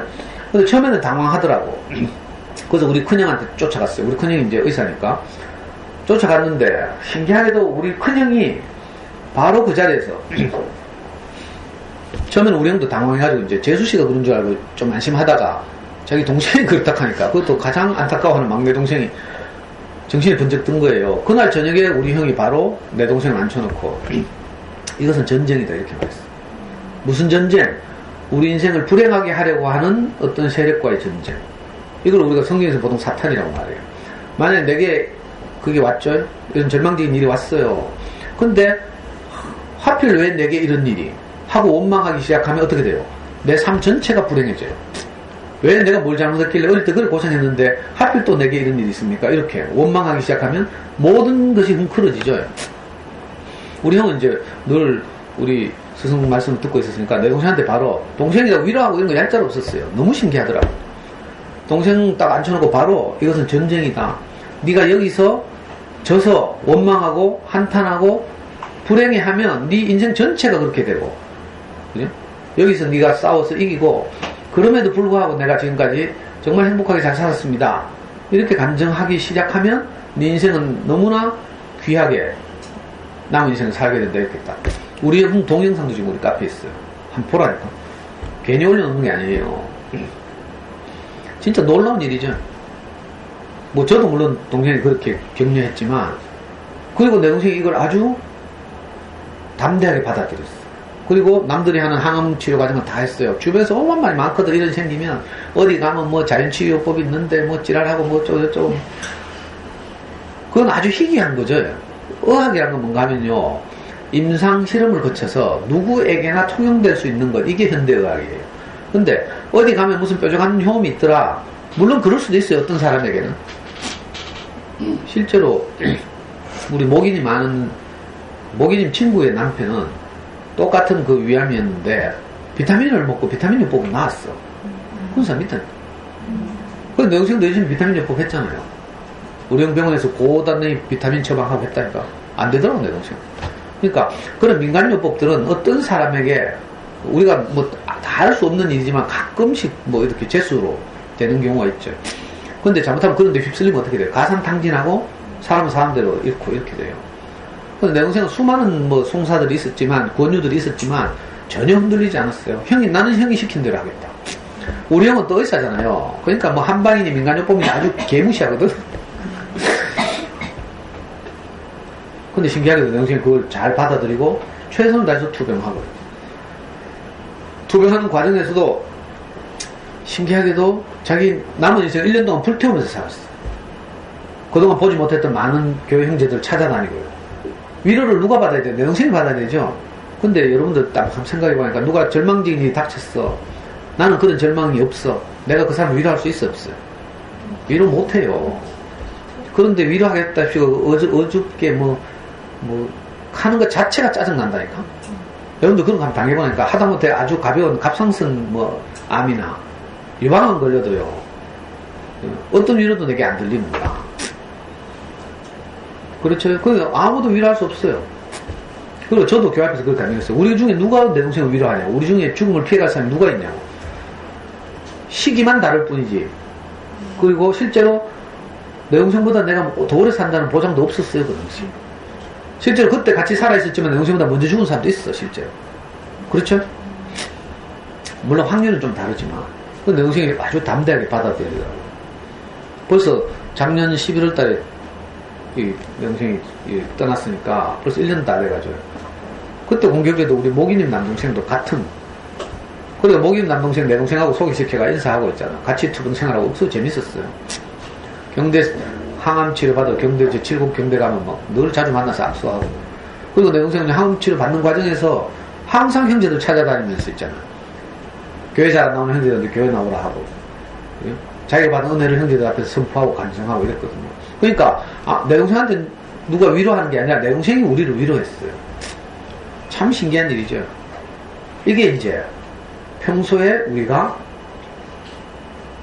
인생이 무엇인지에 관해서 깊이 아는 거라. 십자가에서 뛰어내릴 수 없는 것이 인생이구나. 우리는 다 그런 상황이 되면 어쩌든지 십자가에서 죽음에서 뛰어내리고 싶어 하죠. 예수의 십자가 사건은 바로 그거예요. 자, 피할 수 없는 잔 앞에서 예수님이 죽기 전 마지막 날 밤에 그렇게 기도하거든요. 할 수만 있으면 이 잔이 내게서 지나가게 하옵소서. 그러나 내 원대로 하지 마옵시고 아버지 원대로 하옵소서. 저는 어릴 때 교회에서 이 말을 배웠는데 어떻게 배운지 알아요? 야, 예수님 봐라. 죽음조차도 하나님에게 아버지한테 순종하는 거라 이렇게 배웠어요. 이런 지랄. 이래 엉터리로 가르쳐 놓으니까 야, 죽음도 순종하는데 이게 말이 돼요? 그게 사람이야 그게? 그게 신이지. 근데 신은요 내하고 동일시가 안 돼. 문제는 우리가 동일시가 돼야 내한테서 어떤 변화가 일어나거든. 예수 백날 믿고 교회 다니는 거예요. 예수를 신으로 여기는 한 내한테 아무 영향도 안 미쳐요. 죽고 천당 가는 부도날 수표를 받을지 의문 받을지 모르지만 오늘 현실을 사는 오늘 내 안에서 아무 변화도 안 일어난다니까. 근데 어떨 때 일어난 줄 알아요? 예수님도 내하고 똑같았네. 죽음을 피할 수 없었구나. 하나님의 아들이라도 인생이니까 십자가에서 뛰어내리지 못하는구나. 사탄은 자꾸 우리에게 뛰어내리라고, 예수에게 뛰어내리라고 송사하거든요. 우리 목사님 이번에 가을에 이야기했는데 깜짝 놀랐어요. 평생 처음 들은 말이에요. 매일신문인가 어디 우리 목사님이 광고를 했더라고. 이제 돌아가실 때 다 됐나봐. 80 넘었거든요, 우리 목사님이. 이제 목소리에 힘도 굉장히 없어. 매일신문에 하단에 다들 광고를 했어요. 이번 가을 집회 광고. 그 광고의 주제가 뭔지 알아요? 뛰어내려보라. 그러면 내가 너를 믿을 것이다. 이렇게. 사탄이 송사예요, 그게. 예수 보고 십자가에서 뛰어내려보라는 거라. 그러면 네가 하나님의 아들이라고 인정하고 나도 너를 믿겠다. 이런 거지. 근데 예수님 뛰어내릴 수 있었어요? 못 뛰어내렸거든. 할 수만 있으면 이 잔을 내게서 지나가게 하옵소서. 그러나 내 원대로 하지 마옵시고 아버지 원대로 하옵소서. 자, 이 말도 의역하면 아이고 무슨 말이에요? 내가 어찌할 수 없는 거군요. 이런 말이거든요. 그러니까 그렇게 말하는 거라. 내가 어찌할 수 없으니까 하나님 알아서 하십시오. 이 말이죠. 나는 피할 수 없습니다. 이 말이에요. 근데 이걸 고상하게 자꾸 번역해 놓으니까 와, 예수님은 죽음도 순종하네? 하면서 우리는 누가 시키면 진짜 하기 싫죠. 내가 자발적으로 설거지는 하지만 마누라가 내 설거지 시키면 정말 하기 싫다. 누가 시키는 거 하는 것처럼 어려운 게 없어요. 이걸 보고 운동권에서는 자주적 인간이라고 특히 주사파에서 외치는 구호에는 항상 자주라는 말이 들어가요. 스스로 주인 된다 이 말이죠. 진짜 자주는 뭔가 하면요, 내가 인생임을 아는 것이에요. 내가 천사가 아니고 신도 아니고 나는 인생이라서 내게 어떤 것이 올 때 피할 수 없는 거죠. 이것만 알아도요 내가 많은 어려움들을 쉽게 넘어갈 수 있어요. 이게 장애물 경주, 인생은 어떻게 보면 장애물 경주 같은 것인데 어떤 사람은 아주 작은 장애물에도 걸려 넘어지고요. 재수 없다 하고 막 돌뿌리 발로 차고 왜 내 앞에 하필 돌이 있노 하고 뭐. 근데 웬만한 것들은 가볍게 뛰어넘죠. 신기한 일이 어떤 말을 듣다 보면. 근데 어제 우리 카페 글 쓰신 분이 어쨌든 우리 강의를 많이 들었나 봐. 그래서 아주 의연하게 예방주사를 맞았는지 모르지만 선생님 잘 살고 있어요 하면서. 그러니까 평소에 우리가 인생에 대해서 깊이 생각하고요. 아직 젊어서 특히 여기 뭐 요 동네 막 철 모르는 엄마들이 이제 30 몇 살 돼가지고 막 한샘 한솔 용천 캐사고 막 서로 뭐 밥모임하고 막 경쟁하고 막 이러죠. 이게 굉장히 위험하죠. 사실은 잘 모르고 이러면서 막 서로 막 이렇게 하는 것이. 봉고동 엄마들이 못 웃어요. 잽도 안 된다니까. 근데 저 봉고동 동도초등학교 강의 가보니까 얼마나 막 진짜 막 옛날 동도중학교 갔을 때도 그래요. 엄마들 전부 막 모델 같아. 막 연예인 같고 막 외제차 착착착 몰고 오고 있잖아요. 다 똑똑하애가 막. 이번에 동도초등학교 강의 갔을 때도 우리 동구선 엄마들이 몇 명 있잖아. 카드에 막 거기 판사도 오고요. 막. 여자 판사가 왔다니까, 내 강의 들어. 우와. 그런 엄마들 거기서 막 애 키우고 있는데 우리가 뭐 여기서 뭐 한샘 용천에서 뭐 날고 기고 뭐 해봐야 뭐 무시해서 미안해요. 근데 뭐 인생이 항상 천사에 무시당하는 거라. 천사는 죽음이 없으니까 성경 전체의 정신은 그거예요. 예? 천사가 하나님의 아들이냐, 인생이 하나님의 아들이냐. 그래 나중에 바울이 그렇게 말하잖아요. 누가 천사들어 하나님의 아들이라고 한 적이 있느냐, 이렇게 하나님 말해요. 그게 아니라니까. 우리가 하나님의 아들이라니까. 안 죽는 것이 하나님의 아들이 아니고요. 그지? 십자가에 달리면 죽을 수밖에 없는 인생이지만 그 인생을 통해서 하나님이 자기 일을 하겠다는 거야. 그걸 우리를 통해서, 우리 보잘것없는 우리를 통해서 뭘 해요? 하나님의 마음을 표현하게 하는 거죠. 우리가 그래서 할 수 있는 것은요, 그지? 좋은 마음을 받아서 우리가 아이들한테 표현하는 거라, 나타내는 거. 이게 사람이 할 유일한 일이에요. 서로 사랑한다. 얘야 너는 소중하다. 네가 참 장하고 기특하다. 이 말 하는 거예요. 이게 하나님 마음을 표현하는 거야. 하나님 마음 하니까 너무 추상적이죠. 애를 살리는 어떤 마음, 이게 하나님 마음이에요. 결과적으로 애가 기죽잖아. 이건 사탄의 마음이야. 아주 쉽죠. 사탄은 하나님 잘 모르겠으면 애가 내 말 듣고 기죽잖아. 내가 사탄의 말을 대신했구나. 내가 사탄의 아들이 되었구나. 이렇게 생각하면 돼요. 아들이야 말은 생물학적 개념이 아니고, 그죠? 그걸 표현한다는 뜻이거든요. 인격적으로. 어떤 마음을 내가, 근원적인 어떤 마음을 인격적으로 표현하는 것을 보고 아들 이렇게 불러요. 그러니까 내가 오늘 고함을 질러가지고 애가 기가 죽었어요. 자존감이 확 떨어졌어. 그러면 내가 사탄의 아들 노릇을 하는 거죠. 반대로 학교 갔다 온 아이들한테 장하다, 오늘 기특하다, 수고했지, 엄마는 네가 너무 소중해, 이렇게 말하는 것은 내가 하나님 마음을 표현하는 거예요. 우선 이거부터 해야지. 이게 인생의 첫 번째 가는 임무죠, 임무. 근데 이걸 못해가지고 우리가 그동안 너무 어렵게 살았잖아요. 저도 이거 참 힘들었는데 딱 해보니까 있잖아요. 여러분들도 해본 사람들 있죠. 정말 내게서 깊은 만족이 솟아나와요. 그 샘 솟듯이. 오늘 집에 돌아가서 한번 해보라니까, 진심으로. 그러면 내 안에서요, 그 정말 만족감, 행복감, 충만함, 이런 게 막 이렇게 올라온다니까. 어제 그 엄마한테 그래서 제가 그렇게 말했어요. 그런 일은 이제 속상한 일이잖아요. 그렇지만, 자, 해석을 잘하면, 속상한 일은 내가 없앨 수 없어요. 피할 수 없어요. 근데 그거 붙들고 뭐 왜 이런 일이 생겼냐 이렇게 봐야 아무 영향가 없어. 자, 정신 차리고, 내게 속상한 일이 생겼어요. 어떻게 해야 돼요? 이 일을 통해서 아이하고 찰싹 붙어 있을 시간이 주어졌죠. 그렇게 큰 일을 당해가지고 수학 공부 시키겠어요? 병원에 수학 공부 문제집 들고 가가지고? 그럴 엄마 아무도 없죠? 그리고 어떻게 해요? 아이하고 딱 붙어 앉아서 볼 비비고, 머리 쓰다듬고, 그 엄마 그렇게 써놨더라고. 아이 머리를 쓰다듬면서 나는 우리 아이의 향기, 그죠? 우리 아이의 따뜻한 체온, 이걸 느끼면서, 그죠?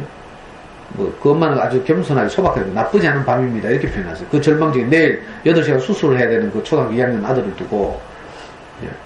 거기서 긍정을 추수한 거죠. 뺨을 만지고 아이의 향기를 맡으니까, 예? 나쁘지 않은 밤입니다. 이렇게 말해놨어요.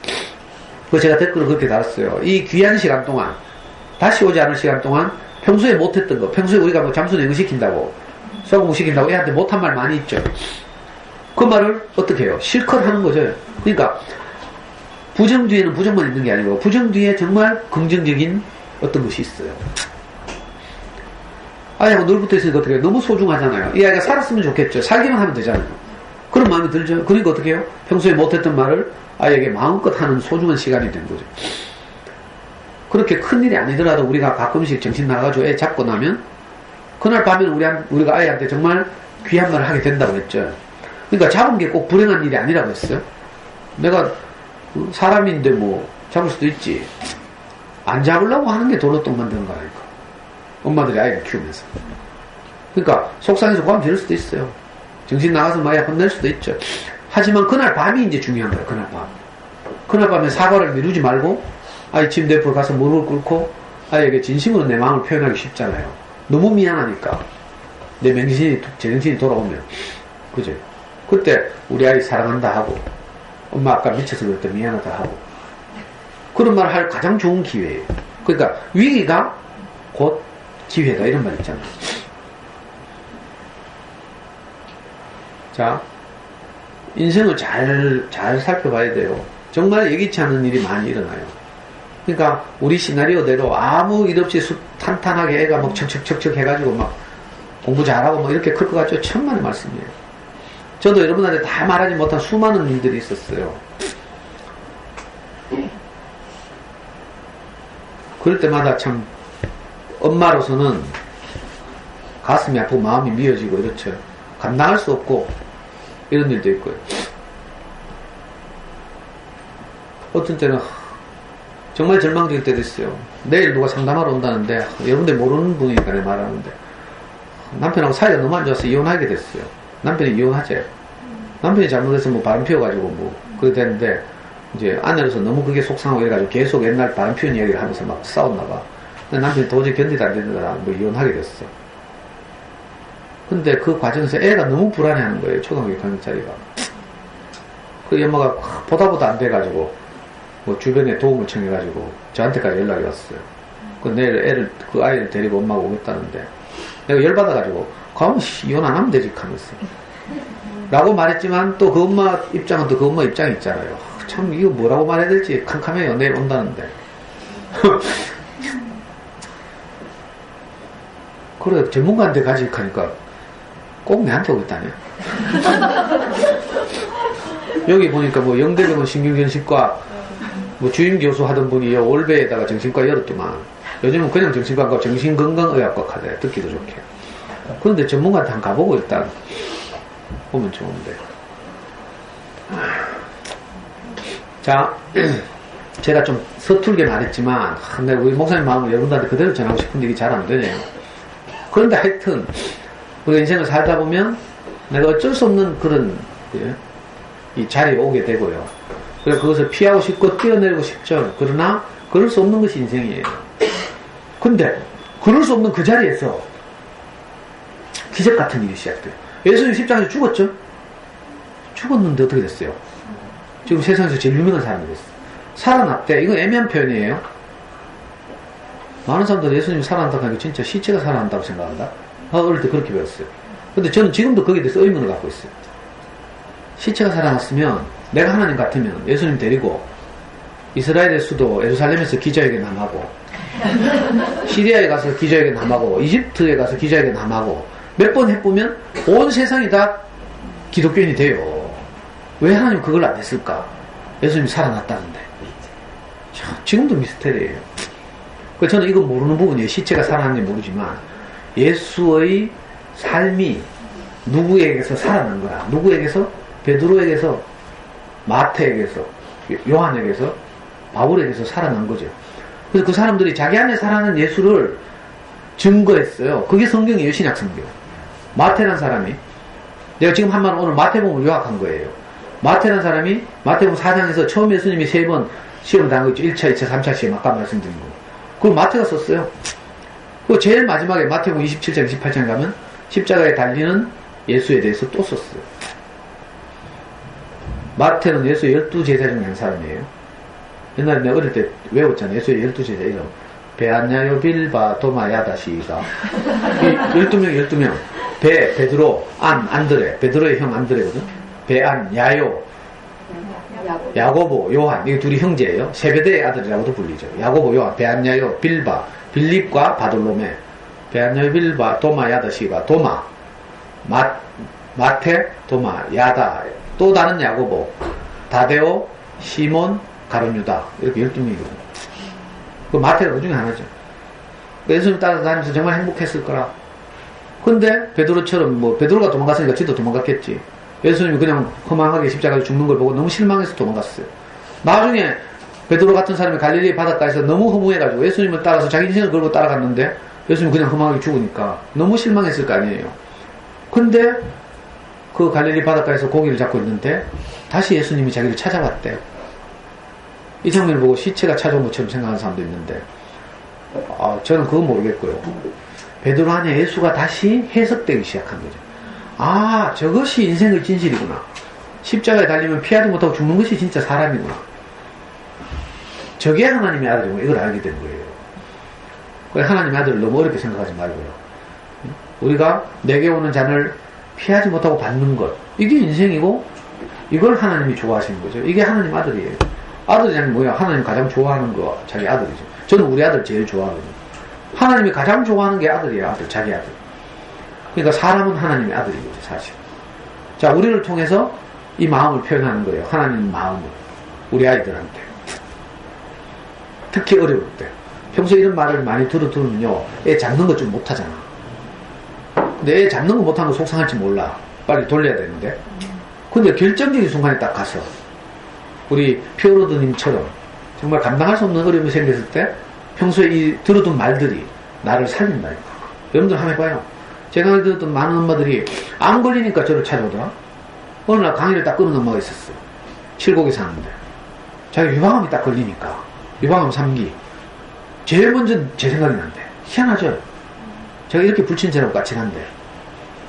정말 어려운 일이 생기면요. 사실은 제 생각이 나는 게 아니죠. 여기서 들었던 말들이 생각나는 거죠. 그 말이 나를 살리고 내게 위로가 되고 이러니까. 물론 참 다행스럽게 우리 아이들이 별일 없이 잘 자라주면 너무 고마운 일이고요. 그러기를 저도 기도하고 빌어요. 여러분들 아이들이 큰 어려움 없이 잘 자랐으면 좋겠어요. 그런데 혹시라도 이렇게 자라는 과정에서 이런저런 어려움들이 다가올 거 아니에요. 그죠? 우리 아이도 그랬거든요. 저는 여러 번 말씀드렸죠. 저는 한 번도 우리 아이가 자살할 거라는 생각을 못했어요. 근데 군대 가가지고 폭력이 시달리니까 아이가 바다에 뛰어내릴 생각을 하더라고요. 아빠 살려줘요 하면서 문자가 왔어요. 그때 내가 얼마나 당황했는지 알아요? 정말 절망이 되더라고요. 그래도 운동장에서 배운 가락이 있어가지고 내가 부대 쳐들어갔잖아요. 그때 지금도 생각나요. 우리 그때 거기서 강의했던 엄마들하고 내가 요즘 이거 우리 연구소처럼 그때 가을 운동회를 딱 계획하고 있었거든요. 가을 운동회 하는 그 토요일날 우리 가창초등학교 빌렸어요. 가을 운동회하고 다 모였는데 저는 새벽에 운동회 준비하러 가창초등학교 가는 게 아니라 목이님한테 찾아가서 목이님한테 급히 부탁하고 나머지 일을 부탁하고 우리 와이프하고 우리 아이 부대로 막 4시간 차를 보고 쳐들어갔어요. 아무 능력도 없는 지방에 사는 제가 권력도 없지 백도 없지 우리 아이는 지금 살려달라 하지. 얼마나 당황한 줄 알아요? 정말 가면서 기도했어요. 할 수만 있으면 이 잔을 내게서 지나가게 하옵소서. 근데 안 되잖아요. 내 원대로 할 수 없으니까 어떻게 해요? 뭐 하나님 원대로 하옵소서 이렇게 되는 거예요. 아이고 그때 얼마나 당황스럽던지. 피할 길이 없더라고. 바다 우리 애는 해경에 있었죠. 배를 타고 생활했어요. 군대에서. 뛰어내리면 끝이라. 실종됐다 이렇게 하거든요. 보통 신문에. 근데 정말 감사했어요. 평소에 내가 이런 이야기 들어뒀기 때문에 우리 아이한테 가서 내가 아이를 살리는 말을 했잖아요. 말씀드렸죠. 우리가 갑자기 막 그것도 내가 우리 아이 평택 해양경찰서 찾아갔는데 경찰서장이 내 무시할까봐 일부러 양복 입고 넥타이 매고요. 선글라스 끼고 바바리 코트 입고요. 아니 평택 해양경찰서 내려가 주차장부터 내 선글라스도 안 벗고 경찰서장실까지 일부러 아무것도 없으니까 뭐 조금이라도 있어 보이게 하려고 내 무시 안 당하려고 우리 애 살리고 싶어서 내가 연기를 한 거죠. 이게 부모 마음이에요. 서해 바다에 배가 출동했대 안 돌아온대. 출동하면 보통 2박 3일씩 이제 경비소고 그러니까 그냥 돌아가라 하더라고. 내가 이 새끼는 누구 미친놈 아이가 하면서 내가 그냥 있을 줄 알아 하면서 그래 왜 진짜 지금 생각하니까 하나님의 은혜로 배를 돌렸어요. 그래가지고 지휘관들이 자네들이 인수인계를 해가지고 이병 김명혁을 그 자대에 간지 일주일밖에 안 됐거든. 세수도 못해. 배에는 물이 없어요. 세수도 못해. 새카만 그 잘생긴 우리 애가 새카만 해가지고 이등병 두려움과 공포에 질려가지고 저한테 또 왔어요. 그래서 애 좀 안정시키고 어떤 방에 넣어주더라고요. 방에 앉자마자 우리 애가 막 통곡을 하면서 우는 거예요. 막 울어요. 그래서 내가 왜 우노하니까 아빠한테 불효를 저질러서 미안해 하더라고. 누가 네 보고 불효했다 하더니 하니까 지금까지 오면서 지휘관들이 다 그렇게 말하더래요. 자기들한테 말하면 다 처리해 줄 텐데 부모님한테까지 연락해가지고 부모님 걱정을 끼쳤으니까 불효했다 이 지랄 하더라는 거야. 이 미친놈들이. 그랬으면 제가 이런 사건 안 나게 하지. 그래 바로 내 입에서 뭐가 튀어나온 줄 알아요? 명예가 니는 아빠한테 불효를 저진 적이 한 번도 없다. 아빠가 니를 4살 때부터 키워왔잖아. 네가 아빠한테 불효를 저진 지 한 번도 없다. 오히려 니를 군대 보내고 나서 아빠가 너무 불안하고 어떤 환경에 지냈는지 너무 걱정이 됐는데 네가 아빠한테 연락해 주는 바람에 이렇게 네 부대에 와서 네 사는 환경을 보니까 아빠가 너무 안심이 된다. 내가 이렇게 말했어. 원고 써갖고 간 거 아니거든요. 저도 평소에 이런 말을 우리 스승으로부터 매일 들었어요. 들으니까 저절로 어떤 상황이 되니까 내게서 아이를 살리는 말이 나와요. 나도 깜짝 놀랐어요. 내가 그 말 해놓고. 그러니까 바로 우리 애가 눈물 그치더라고. 불효 안 했다 하니까 울 일이 어딨노. 이유가 없어요. 그 애가 바로 눈물을 그쳐요. 한 5분 또 이런저런 대화하다가 또 막 울더라고. 이번엔 왜 우노 하니까 나는 왜 이렇게 나약하게 태어난지 모르겠다. 이 카드. 그때도 내가 바로 태어났어요. 야 임마 네가 나약한 게 아니고 그 새끼가 강한 거 아이가 하면서. 그 구타하는 놈 그 새끼가 강한 거지. 설령 네가 나약하다 하더라도 그건 아빠 유전자 탓이지 네 잘못이 아무것도 없다. 내가 아이를 살려야 되니까 저절로 그죠? 저절로 이 말이 나와요. 이건 생명이죠. 생명. 내게 제가 우리 스승으로부터 양육받았잖아요. 우리 스승이 저를 뭐 밥 먹이고 젖주고 한 건 아니지만 어떤 말을 내게 계속해서 그 말이 내게 생명이 돼 있어요. 지난주에도 말씀드렸죠. 이번 그 석탄박물관 가잖아요. 제가 석탄박물관 가는 아주 중요한 이유 중에 하나가 여러분들에게 내가 하고 같이 놀러 가는 석탄박물관 그냥 아무 생각 없이 가는 많이 갔다 왔죠 이미. 거의 뭐 문경 석탄박물관 거의 다 많이 가봤잖아요. 내가 또 가는 내하고 같이 가자는 이유가 있어요. 석탄박물관 2층인가 3층에 가면요. 그 규화목이라고 있거든. 지난주에 말씀드렸나요? 규화목이라고 있어요. 규화목은 뭔가 하면요. 원래 나무였는데 어떤 수천만 년 전에 뭐 얼마 전인지 모르지만 지각 변동으로 나무가 땅에 파묻혔어. 그래가지고 오랜 시간이 흘러요. 땅 속에서 많은 작용들이 일어나죠. 그래서 나무가 다 썩어 문드러져서 없어져요. 나무 성분 있죠. 그거 다 해체되고 그 나무가 있던 자리에 규소 성분이 들어가는 거라. 무슨 말인지 알겠어요? 모양은 그래서 나무인데 탄광 같은 데서 뭐 석탄 캐고 이러다 그런 걸 발견하잖아요. 그걸 발굴해보면 모양은 나무예요. 근데 만져보면 돌이라, 규소라, 규소. 규소화된 나무, 규화목이라고 불러요. 문경 석탄박물관 그게 있어요. 태백에도 있고, 또 저 칠봉국도 포항에서 영덕 가는 길에 보면 경보화석박물관이라고 있거든요. 거기 휴게소도 있고, 거기 가도 있고요. 이 규화목을 내가 여러분들한테 보여주고 싶어서. 자, 잘 봐요. 원래 나무였어요. 근데 수없이 규소 성분이 땅 속에서 훑고 지나갔어요. 나무 성분은 다 없어지고 규소 성분만 남았어. 그래서 들면 무거워요. 돌이에요, 돌. 생긴 건 나무라. 규소화된 나무. 저도요, 제가 정말 행복하게 사는 사람들 사이에 파묻혀가지고 계속 우리 목사님 말씀을 들었어요. 우리 목사님 말씀에 전 내면을 계속 지나갔어요. 그래요? 외우지도 못하고 이건요, 여러분들 가서 제가 하는 말을 집에 가서 신랑한테 연락해봐. 안 되죠? 이게 외워지는 게 아니에요. 저도 우리 목사님 말씀 외울 수가 없더라고. 왜? 이거 생명으로 하는 말이니까.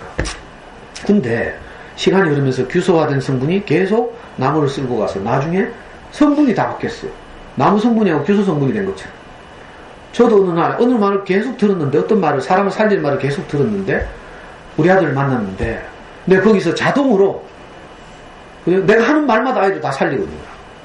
신기하죠? 그래가지고 그 두 마디 딱 했더니 우리 애가 눈물이 딱 그쳤어. 그때는 제가 지금 한 4, 5년 지났는데, 그때는 정말 내가 똑똑해서 그런 줄 알았어. 우리 애 살린 게 자살하고. 왜냐면 옛날에 제 성질 같은 우리 애가 막 살에 돌락하고 이렇게 하면 분명히 내 성질이 이렇게 말했어요. 야, 이 새끼야, 네가 지금 공수부대를 갔나 해병대를 갔나? 기껏 네가 지원해가지고 해경 가놓고 그것도 편하다고 일부러 갔거든. 해경 가면요, 한 달만 있으면 핸드폰을 써요. 그 불문율이야. 자기들 사이에 그 순경들, 경찰들 몰래 정경들끼리 핸드폰을 써. 한 달만 지나면 그거 보고 간 거다. 해경이 지원해가지고. 처음에 카투샤 지원했다 추첨해가 떨어지고, 공군이 지원했다가 뭐 세계양인가 해가 떨어지고, 그 다음 세 번째로 편하다고 간 곳이 해경이거든. 그러니까 제가 평소 성질 같으면, 야, 이 새끼야, 네가 공수 갔나 해병대를 갔나, 네가 원해가지고 그 포세라운 데 가놓고 그것도 먹겠냐, 이렇게 내가 말했을 거야. 그러면 이제 우리 애는 아빠한테 구원을 청할 일이 없는 거죠. 그러면 극단적으로 아무한테도 SS를 못 치면 어떻게 돼요?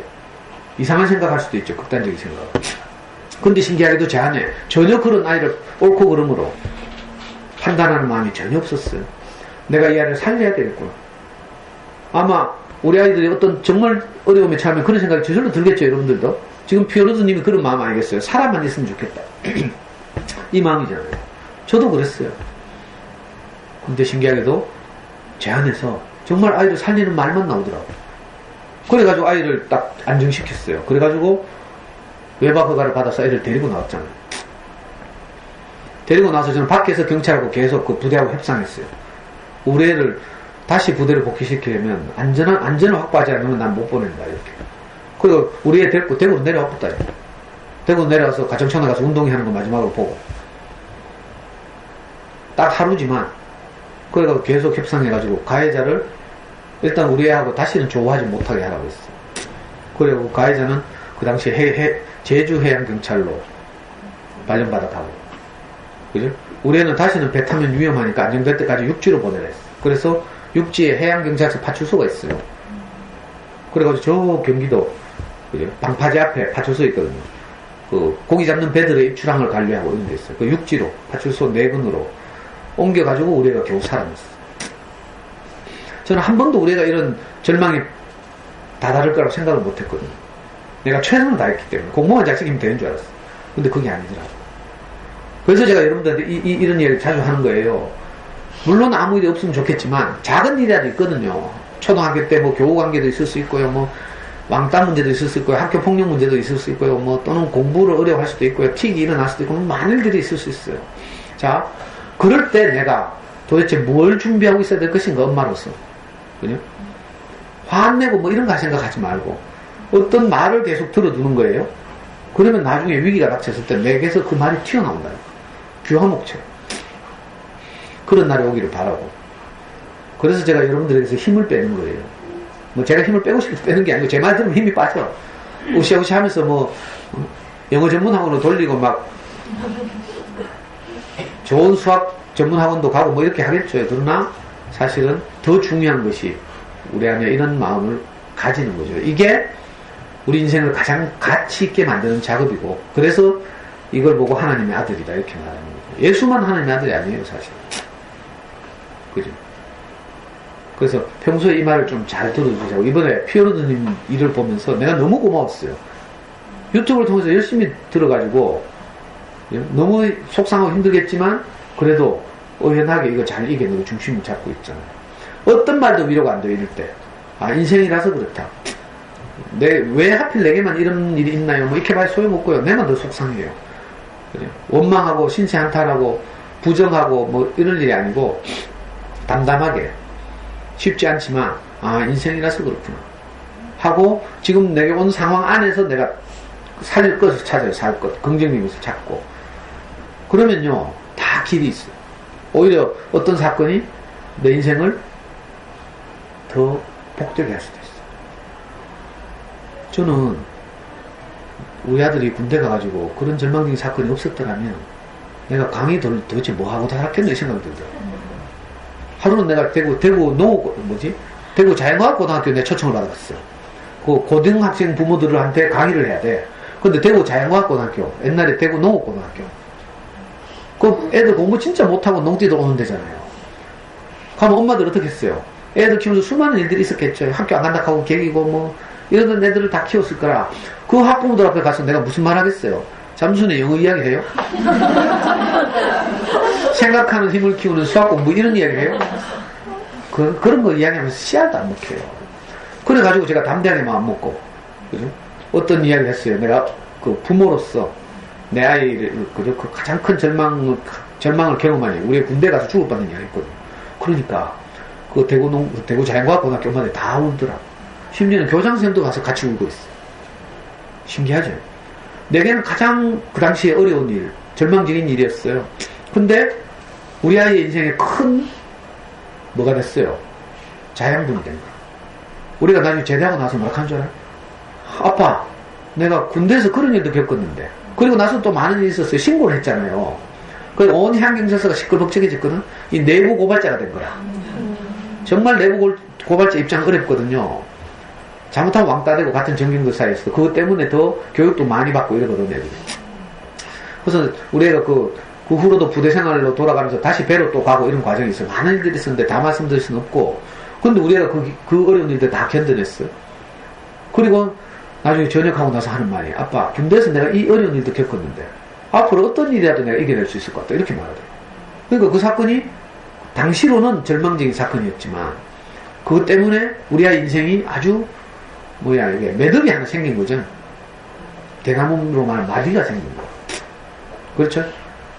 그러니까 우리가 인생을 살면서 또 우리 아이들에게도 마찬가지예요. 내 인생도 그렇고 아이들 인생도 그렇고 어려운 일이 있다고 해서 그게 다가 아니고요. 그것이 내 인생의 큰 계기가 될 수도 있어요. 제게도 큰 도움이 됐어요.